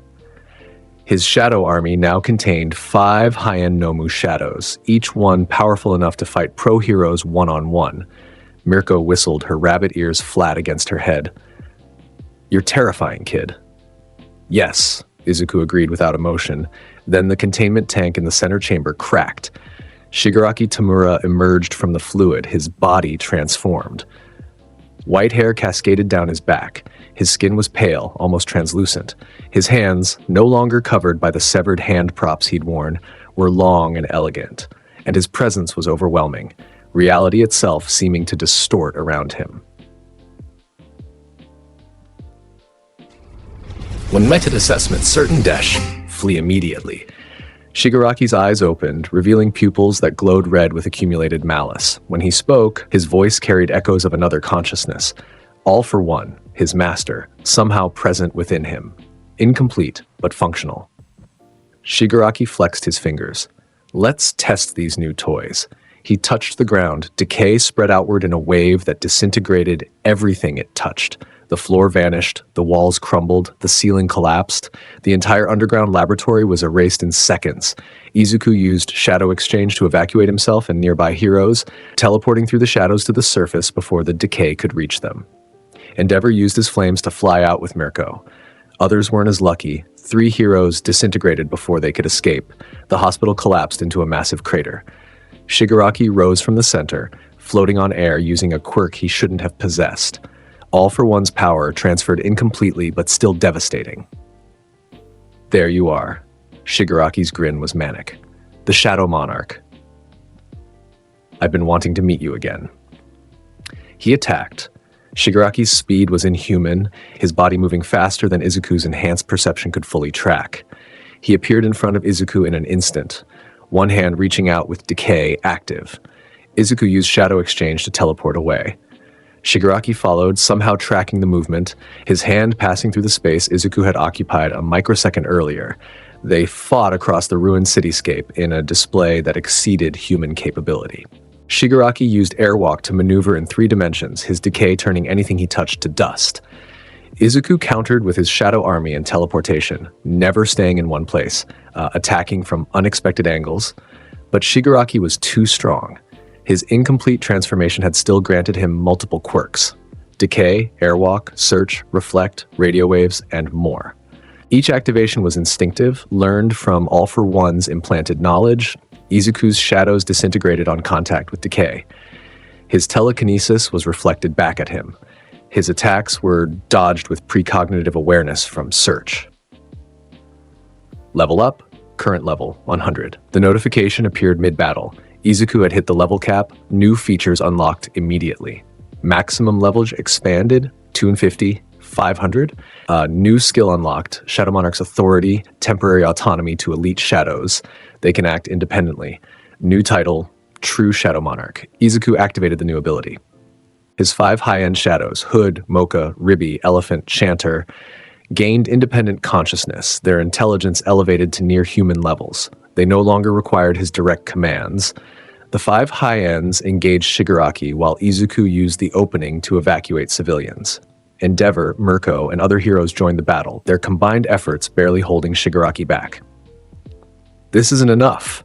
Shigaraki laughed, his decay spreading across entire city blocks. You're all ants trying to fight a god. All for One's voice echoed through Shigaraki's body. Tomura, save your strength, the heroes are mobilizing. We need to retreat and complete your transformation properly. But I want to fight. Retreat. Now. A portal opened beneath Shigaraki's feet, Kurogiri's warp gate, somehow still functional despite the villain's imprisonment. Shigaraki fell through, his laughter echoing even as he vanished. The battle ended. The hospital was destroyed. Dozens of heroes were injured. 3 were dead. Dr. Garaki was captured, his research facilities demolished, but Shigaraki had escaped, and Izuku stood at level 100, the system's cap. His shadow army expanded to accommodate 500 soldiers, his power at its maximum potential within this system's framework. Quest complete, survive the Paranormal Liberation War. Reward, skill, Monarch's Domain LV Max, True Shadow Monarch. Congratulations, you have completed the level 100. Shadow Army 253-500, new objective. The question marks where a new objective should have appeared remained blank. The system had guided him to maximum level. Now what? Izuku dismissed the notification and looked at the ruined battlefield. Society was about to collapse. Shigaraki had demonstrated power that exceeded even All Might at his prime. And the heroes were unprepared for what was coming. The true war hadn't even begun. The aftermath of Jaku devastated hero society more thoroughly than any villain attack in history. All Might's secret, his quirkless nature, the truth of One for All, his connection to All for One, became public knowledge when confidential hero commission files were leaked, likely by the Paranormal Liberation Front's remaining infiltrators. The symbol of peace's carefully constructed image shattered. Public trust in heroes collapsed overnight. Crime rates exploded. Villains who'd been hiding during the heroes' strong period emerged en masse. Cities descended into chaos as law enforcement struggled to maintain order without hero support. The Hero Public Safety Commission attempted damage control, but lacked the resources to prevent societal breakdown. And Deku, the student known to the public as the sports festival champion, the boy who defeated Stain and dismantled the Shi Hasaikai, vanished. Izuku left UA without notice, slipping away in the night using Shadow Exchange, leaving only a brief message for his mother, explaining he needed to act independently. Inko Midoriya cried, but didn't try to stop him, recognizing that her son had become something beyond her ability to protect or guide. The system provided new guidance. Final quest chain activated. Part 1, hunt the Monarch's enemies. Target, All for One's remnants. Reward. Warning, failure means death. Izuku became a ghost, moving through Japan's criminal underworld like death incarnate. His sense stat, maxed at level 100, let him detect villain hideouts from miles away. His shadow army, now containing over 300 soldiers, including 5 high-end Nomu, could overwhelm entire villain organizations. He cleared the escaped convicts from Tartarus who'd been freed during the prison break All for One orchestrated. He hunted Muscular's associates, villain groups that had worked with the deceased muscle enhancement user. He eliminated Shiha Saikai remnants who tried to rebuild their operation. Bodies piled up. The media started reporting a new urban legend, the Shadow King, a mysterious figure who killed villains without mercy, left no survivors, vanished without a trace. Heroes who encountered Izuku during his hunt didn't recognize him initially. He'd changed. Taller now at 17, his body lean muscle from a year of constant combat, his eyes permanently glowing faint purple even when his powers weren't active. He wore black tactical gear instead of hero costumes, carried Night Killer openly, and radiated an aura that made even pro-heroes hesitate. One night, Hawks encountered him after Izuku had eliminated a villain cell in Fukuoka. "You're the Shadow King everyone's talking about," Hawks said, his wings spread in a non-aggressive posture. "But you're also Izuku Midoriya from UA, aren't you?" Izuku didn't deny it. "Does it matter?" "The commission wants you brought in. They're concerned about—" "Tell the commission I don't care what they want," Izuku interrupted. "They failed to protect society. Their systems failed. Their heroes failed. I'm fixing the problem they couldn't. By killing? That's not justice. That's eliminating threats before they can harm innocents," Izuku said. His shadows writhed in the darkness around him, barely visible but undeniably present. "Tell me, Hawks, how many villains have you arrested who later escaped or were released on technicalities? How many went through the justice system only to commit worse crimes?" Hawks couldn't answer immediately. The question hit too close to systemic problems he'd witnessed firsthand. "This isn't sustainable," Hawks finally said. "You can't kill every villain in Japan. Watch me." Izuku used Shadow Exchange and vanished, leaving Hawks alone on the rooftop with the corpses of 15 villains. The next significant encounter came 3 weeks later in a rain-soaked alley in Musutafu. Class 1A had tracked Izuku down using a combination of Yaoyorozu's resources, Jiro's sound quirk, and Tokoyami's dark shadow scouting. They found him standing over the bodies of escaped convicts who'd been planning to attack a civilian shelter. Bakugo stepped forward first, explosions sparking in his palms but his face showing unusual uncertainty. "Oi, Izuku." The use of his first name, something Bakugo had only done once before, made Izuku pause. He looked at his former classmates, Bakugo, Todoroki, Ida, Ochako, Tsuyu, Kirishima, and others. They looked older too, hardened by the war and its aftermath, but still clinging to heroic idealism. "Go back to UA," Izuku said. "This doesn't concern you." "Like hell it doesn't," Bakugo shouted. "You think you can just disappear and play vigilante? You think we'll let you do this alone?" "I'm not asking permission." Ochako moved closer, her eyes red from crying. "Deku, please. We're worried about you. You've been killing villains for weeks. That's not who you are."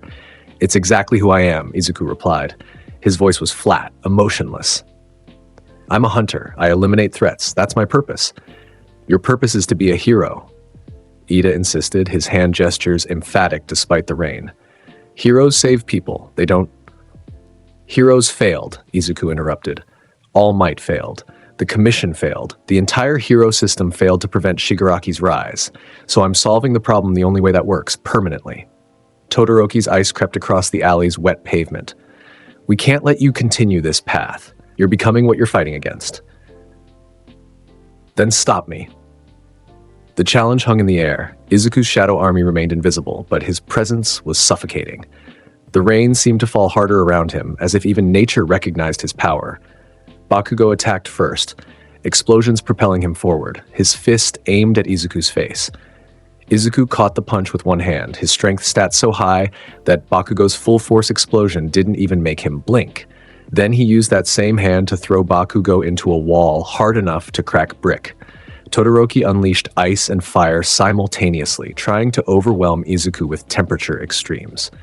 Izuku used Ruler's authority to redirect both elements, the ice forming a barrier around the civilians nearby, protecting them, while the fire dispersed harmlessly into the rain. Ida used Recipro to reach supersonic speeds, his leg raised for a kick that could shatter concrete. Izuku used Shadow Exchange to teleport behind Ida and swept the speedster's legs, sending him crashing to the ground. The rest of Class 1A engaged together. Yaoyorozu creating restraints, Jiro using sound waves, Kirishima hardening for a tackle, Tokoyami sending Dark Shadow, and Izuku dismantled them all without using his shadow army. Pure stats, pure technique, no lethal force. When they all lay on the ground, injured but not seriously, Izuku stood over them with an expression of profound emptiness. "You can't stop me," he said quietly. "I'm level 100. My stats exceed any heroes. My shadow army numbers in the hundreds. I've killed bosses that would have destroyed All Might. Your children trying to fight a god." "You're not a god," Ochako gasped, blood trickling from a split lip. "You're still Izuku, still the boy who wanted to save everyone with a smile. That boy died the day the system activated." "Bullshit!" Bakugo struggled to his feet, his body shaking from the earlier impact. "You're still in there, Deku. I saw it when you saved Eri, when you hesitated to extract that bastard Overhaul's shadow. You're still human." Izuku looked at Bakugo, really looked at him for the first time in months, the explosive boy who'd tormented him, who'd told him to jump off a roof, who'd feared and hated him. But now Bakugo stood here, injured and outmatched, still refusing to back down. "I am human," Izuku admitted. "But I'm also something more. The system made me a hunter, a monarch, something beyond normal limits, and that means I have responsibilities you can't understand." "Then explain it to us," Ida said, struggling to stand. "We're your friends. We want to help." "You can't help. This is my burden." "No," a new voice interrupted. All Might emerged from the alley's entrance in his skeletal form, steam still rising from his body despite the rain. "It's not just your burden, young Midoriya. It never was." Izuku turned to face his former idol. All Might looked worse than he'd ever seen him, thinner, weaker, his eyes sunken from the stress of society's collapse and the revelation of his secrets. "You don't have the power to stop me either," Izuku said. "I know." All Might walked closer, his steps unsteady but determined. "But I have something more important than power. I have experience with what you're becoming." "What do you mean?" All Might gestured to Izuku's shadow army, still invisible but present. "I fought someone like you before, someone who commanded an army of darkness, who believed the only way to protect people was to eliminate all threats permanently, who became something more than human in pursuit of that goal." "All for one?" "No, someone older. Someone from before quirks were called quirks, back when they were called curses and blessings." All Might's voice grew distant, recalling memories from his mentor. "My predecessor's master told me about the old wars, the conflicts between those who held power beyond human understanding. Monarchs, they were called. And you've somehow awakened that power." Izuku's system interface flickered, displaying information it had never shown before. Monarch system. Origin, purpose, combat against rulers. Status, you are the 7th Shadow Monarch in history. Previous monarchs, 6 deceased, killed in the Primordial War. The system has a history? Izuku said. "Everything has a history," All Might replied. "Even power beyond comprehension. The question is, what will you do with this knowledge?" Izuku looked at his hands, then at his fallen classmates, then at All Might's earnest expression. For the first time since leaving UA, he felt something other than cold determination, uncertainty, doubt. "I'm hunting Shigaraki," Izuku said. "He's the immediate threat. After him, I'll deal with whatever other enemies emerge. That's my purpose." "And after all the enemies are gone?" All Might asked. "What then? Will you become a god king ruling through fear? Will you enforce peace at the edge of a blade?" "I don't know." "Then don't decide alone." All Might gestured to Class 1A. "These young people came here not to stop you, but to ask you to come back. To UA, to your home, to fight with them instead of alone." Ochako struggled to her feet, using Kirishima's shoulder for support. "We need you, Deku, but we need the real you, the person who saves people with a smile, not this killing machine you've become." "I haven't smiled in months," Izuku admitted. "Then, start now," Bakugo said. "Start by not being a dumbass. Start by trusting us to watch your back. Start by coming home." Izuku looked at them, his classmates, his friends, people who'd tracked him down in the rain, fought him despite knowing they'd lose, and now stood here offering acceptance despite everything he'd done. The rain continued falling. The villain corpses behind Izuku remained dead. His shadow army remained at the ready. Nothing physical had changed, but something inside him cracked. "I'm still going to hunt Shigaraki," Izuku said. "Then we'll help," Todoroki replied. "I'm going to kill him if I get the chance." "We'll cross that bridge when we get there," Ida said. I'm not a hero. Neither are we right now. Kirishima grinned, his teeth bloody but his smile genuine. We're just people trying to make things better. That's enough. Izuku looked at All Might, who nodded with approval. Then he looked at his classmates one more time and made a decision. I'll come back to UA, but I'm continuing my hunts. I won't stop eliminating threats when I find them. Fair enough, Bakugo said. Just let us know when you're going so we can provide backup or whatever. You'll slow me down. Then we'll train to keep up, you asshole. For the first time in months, Izuku felt the corners of his mouth twitch upward. Not quite a smile, but close. He returned to UA that night, his shadow army dissolving into darkness as he walked through the school gates. His classmates followed, injured but triumphant in their own way. They'd brought him back. The final war arrived 3 months later. All for One and Shigaraki Tomura launched their ultimate attack, simultaneous strikes across Japan using the Paranormal Liberation Front's remaining forces and an army of near high-end Nomu. The goal? Complete societal destruction, elimination of all pro-heroes, and establishment of All for One's rule. UA Academy transformed into a mobile fortress, its buildings rising on massive support pillars to become an aerial command center. Heroes mobilized across multiple battlefields, each facing impossible odds. Izuku received his deployment, the main battlefield where Shigaraki would eventually appear alongside Endeavor, Todoroki, Bakugo, and other top combatants. But before the final battle, he had one more task. He stood in the UA courtyard at sunset, his shadow army arrayed behind him in formation. Not all 500 soldiers, that would have been excessive, but his elite corps. Titan, Reaper, Berserker, Brawler, Hood, Mocha, Ribby, Elephant, Chanter, and 50 of his best Shadow Knights. Class 1A gathered to watch as Izuku activated a new ability he'd developed through experimentation. Shadow Protection to allied combated 72 hours. Effect, enhanced defense, limited healing, fear resistance. He placed his hand on Bakugo's shoulder, then Todoroki's, then each of his classmates in turn. A fragment of shadow energy transferred to them, invisible to normal sight but visible to Izuku's enhanced perception. This will protect you during the battle, Izuku explained. If you take fatal damage, the shadow energy will heal you once. After that, you're on your own. So you can actually be helpful, Bakugo smirked. About damn time. Don't waste it, Izuku replied. Then, more quietly, come back alive. You too, Deku. Ochako said the final battle began at dawn. Villains descended on every major city. Near high-end Nomu rampaged through Tokyo, Osaka, Kyoto. The Paranormal Liberation Front's members coordinated attacks on hero agencies and government buildings.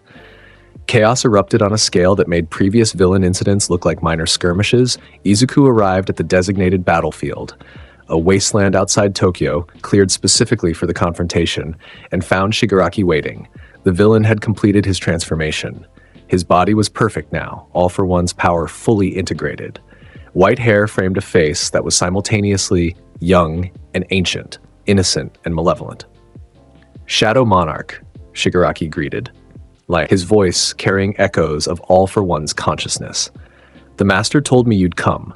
He also told me you're using the same power that nearly killed him 200 years ago. 200 years? Izuku's system flickered with new information. The sixth Shadow Monarch challenged All for One in 1825. Battle result, All for One victory. Shadow Monarch's power dormant until your activation. You're his successor, Shigaraki continued, the seventh to hold that cursed power, and like the others, you'll die here. No, Izuku drew Nightkiller, the long sword's blade extending with shadow edge. You will. They clashed. The battle between Izuku and Shigaraki exceeded every fight that had come before. Shigaraki used every quirk All for One had stockpiled over centuries. Air cannon creating shockwaves that leveled buildings, decay disintegrating the ground, search tracking Izuku's movements, reflect deflecting his attacks, radio waves disrupting his shadow army's coordination. Izuku countered with his full capabilities. Shadow army swarming Shigaraki from all angles, ruler's authority redirecting attacks, shadow exchange allowing instant repositioning, vital strike targeting weak points in Shigaraki's seemingly invincible body. Endeavor joined the battle, his flames hot enough to vaporize stone. Todoroki attacked with ice and fire combinations. Bakugo used explosive movements to create openings. Other heroes contributed as they could, but this was primarily Izuku's fight. His 5 high-end shadows engaged Shigaraki directly, their combined strength matching the villain's physical power. Reaper fought with Stain's technique enhanced by shadow form, its speed pushing Shigaraki's search quirk to its limits. Berserker tanked decay attacks, its shadow body regenerating faster than the disintegration could spread. Shigaraki retaliated by unleashing near infinite decay waves, turning entire square miles of terrain to dust. Heroes fled or died. Only those with flight quirks or mobility abilities survived the initial erasure. Izuku used Monarch's domain at maximum range, expanding the zone to cover a full kilometer. Within his domain, his stats reached impossible levels. Strength 1,224, agility 1,000. He became a blur of motion, his sword cutting through Shigaraki's defenses, his shadows attacking from impossible angles, his telekinesis holding the villain in place for critical strikes. But Shigaraki had All for One's experience, centuries of combat knowledge guiding his movements. He adapted to every strategy, countered every technique, survived every attack that should have been fatal. The battle raged for hours. The sun crossed the sky. Heroes rotated in and out, providing support where they could, but primarily staying clear of the superhuman clash at the battlefield's center. Civilians evacuated to UA's fortress. The media broadcast footage of 2 beings whose power exceeded human comprehension, destroying each other and everything around them. Then All for One's consciousness fully manifested. Shigaraki's body became a vessel for the ancient villain's complete awareness. His fighting style changed, became more refined, more lethal. He stopped relying on brute force and began using precision techniques that targeted Izuku's specific weaknesses. I fought the 6th Shadow Monarch for 3 days before killing him. All for One's voice emerged from Shigaraki's mouth. He was stronger than you, had more experience, commanded an army of 10,000 shadows, and I still won. He didn't have my advantages, Izuku replied, panting from exhaustion. His HP was at 60%, his MP at 40%. The sustained battle was draining resources faster than he could regenerate. What advantages? Your system? Your legendary equipment? Your modern education? All for One laughed. The 6th Shadow Monarch had all of those and more. What makes you different? I know I can lose, Izuku said. I've always known. I was quirkless in a world of quirks. I was weak in a world that valued strength. That knowledge makes me stronger than someone born powerful could ever understand. He activated his ultimate technique, a combination of every ability pushed to maximum output simultaneously. Monarch's domain expanded to its absolute limit. Shadow exchange created afterimages as he teleported continuously. Ruler's authority grabbed every piece of debris within a kilometer and launched them as projectiles. His entire shadow army attacked in perfect synchronization. Nightkiller's shadow edge extended to massive proportions, and he used one more ability he'd been saving. Summon the collective will of all previous Shadow Monarchs. Cost, all remaining P. Effect, temporary power increase of 1,000%. 6 ghostly figures appeared around Izuku, the previous Shadow Monarchs who'd held this power throughout history. They didn't speak, didn't move independently, but their collective will merged with Izuku's, amplifying his capabilities beyond any limit he'd previously achieved. The combined attack hit Shigaraki with force equivalent to a nuclear explosion. The villain's body disintegrated, his quirks failed. All for One's consciousness screamed in denial as reality itself seemed to reject his existence. But he had one final card to play. All for One activated a quirk he'd never revealed. Forced quirk activation. It triggered every quirk in Shigaraki's body simultaneously, creating a chain reaction that would destroy everything within 100 miles. Izuku saw it coming. His sense stat detected the buildup of catastrophic energy. He had seconds to act. He used Shadow Monarch's authority to grant full autonomy to his entire Shadow Army, all 500 soldiers. Then he used Shadow Exchange one final time, teleporting Shigaraki and himself into a dimensional rift, an empty space between worlds where the explosion would harm nothing. The detonation occurred in that void. All for One's final attack, centuries of accumulated power released at once, annihilated Shigaraki's body and tore through Izuku's shadows. The 500 soldiers dissolved instantly, their forms unable to withstand the apocalyptic force. Izuku survived only because his stats were beyond natural limits. The explosion threw him back into the real world, his body burning, his HP at 2%, his shadow army completely destroyed, but Shigaraki was dead. All for One was finally truly gone. You have slain All for One, gained 0 at maximum level, hunt the Monarch's enemies, reward title Monarch Killer, ability Shadow Resurrection, rebuild your shadow army from nothing. Estimated time to full recovery, 6 months. Izuku collapsed on the battlefield, surrounded by cheering heroes who'd witnessed the impossible victory. Bakugo and Todoroki reached him first, their faces showing relief mixed with awe. "You actually did it," Bakugo said quietly. "You killed that bastard." "No," Izuku gasped, blood leaking from multiple wounds. "We did. Your training, your support, your protection during the battle, that's what made the difference." It was only partially true. Izuku had done 95% of the work, but it felt right to acknowledge their contribution. The war ended that day. With All for One dead and Shigaraki destroyed, the Paranormal Liberation Front collapsed. The remaining villains were hunted down by heroes who'd survived the conflict. Order slowly returned to Japan. The Hero Public Safety Commission rebuilt under new leadership, implementing reforms to prevent future catastrophic failures. UA Academy reopened 6 months later, welcoming back students who'd fought in the war and accepting new applicants who'd been inspired by the hero's victory. And Izuku stood on the school's rooftop at sunset, looking out over the city he'd helped save. His shadow army gradually rebuilding as he extracted shadows from the gates he continued clearing. True Shadow Monarch. Footsteps approached from behind. Izuku didn't need to turn around to know it was Bakugo. His sense stat identified people by their unique energy signatures. "Oi, Izuku. Class reunion's starting. You coming?" "Yeah, I'll be there." Bakugo walked up beside him, looking at the sunset. "You're still a fucking weirdo, you know that?" "I know. But you're our weirdo. Class 1A's secret weapon, the Shadow Monarch who saved the world." "The Shadow Monarch who saved the world." "Yeah, but you could have," Bakugo said bluntly. "That's what makes you different. You had the power to do everything yourself, but you chose to let us help anyway. That's actually pretty heroic." Izuku looked at Bakugo, seeing the explosive boy who'd tormented him in middle school transformed into a young man who'd fought alongside him in a war. "Thanks, Kachan." "Don't call me that. You called me Izuku first." "Shut up." They stood in comfortable silence as the sun set, the city lights beginning to glow in the growing darkness. Behind them, the sounds of Class 1A's reunion drifted up. Laughter, conversation, the clinking of glasses.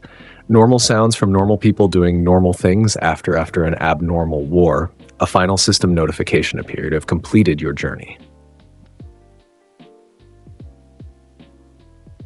Shadow Army rebuilding. New objective, protect this world. Additional note, there will always be new gates, new threats, new challenges. The hunt never truly ends, but you no longer have to hunt alone. Izuku read the message and smiled, a real, genuine smile, the first in over a year. "Come on," he said to Bakugo. "Let's go." They walked toward the reunion together, Izuku's shadows following invisibly in the darkness. Behind him, his shadow soldiers maintained their vigil. Titan's massive form, Reaper's lethal grace, Berserker's raw power. They were guardians now, not just weapons. The rooftop door opened, spilling light and warmth into the evening. Ochako appeared, her face lighting up when she saw them. "There you are. Everyone's waiting." Izuku walked forward, Bakugo beside him, his classmates ahead, his shadows behind, and the future uncertain but no longer terrifying. He was still the Shadow Monarch. Still a hunter. Still someone whose power exceeded human limits. But he was also Izuku Midoriya, a student.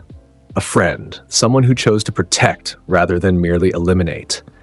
The sun finished setting, the stars emerged, and the Shadow Monarch walked toward the light, his journey complete but his story far from over. The hunt would never truly end, but he'd never have to hunt alone again. A massive thank you to the legends supporting the channel. Starting us off, a huge shout out to our pro hero, Javon McGuire. Next up, thank you to the absolute pillars of the community, our symbol of peace tier. Neostar Productions, Asael Cardenas, Shaquan Simmons, Agros Saxa 298, Sunawin 631, Elijah Saunders, Peter Hamilton, Freddy_Rose, Omega, Toxic Rune, Chris Talley, Alexander Thompson, Remorsefuls, Blackvein, Joshua Hedrington, Aaron Abercrombie, Drift Skater, Akano Hijima, Corey Tokars, Kewen Thompson, Yan, Exo Hope 3656, Devin Black, Crow, Yizbrid, Roberto Ramos Di Cristina, Dasher Games, Joe Bros, Rave on Crimson River, Dante Alistar, Adam Yonkers, Blood Saints, Donna Cafe, Zeph, KC, Howie60, Ignacio, and Albert. And finally, massive love to the heavy hitters holding it all down, the hope of the universe. Debbie Vo, Gov Dizzles 21, LS Morningstar, Marl, Spintown, I Shoot X50, Greg Green, James, Juan, I'm Calver, and Colsey. You guys are the best. Could Deku truly shoulder the Shadow Monarch's burden? Drop your theory in the comments. If you loved this epic fusion, hit subscribe and join our leveling journey for more legendary what-if scenarios. Thanks for watching. Stay tuned, keep pushing your limits, and remember, the shadows always obey.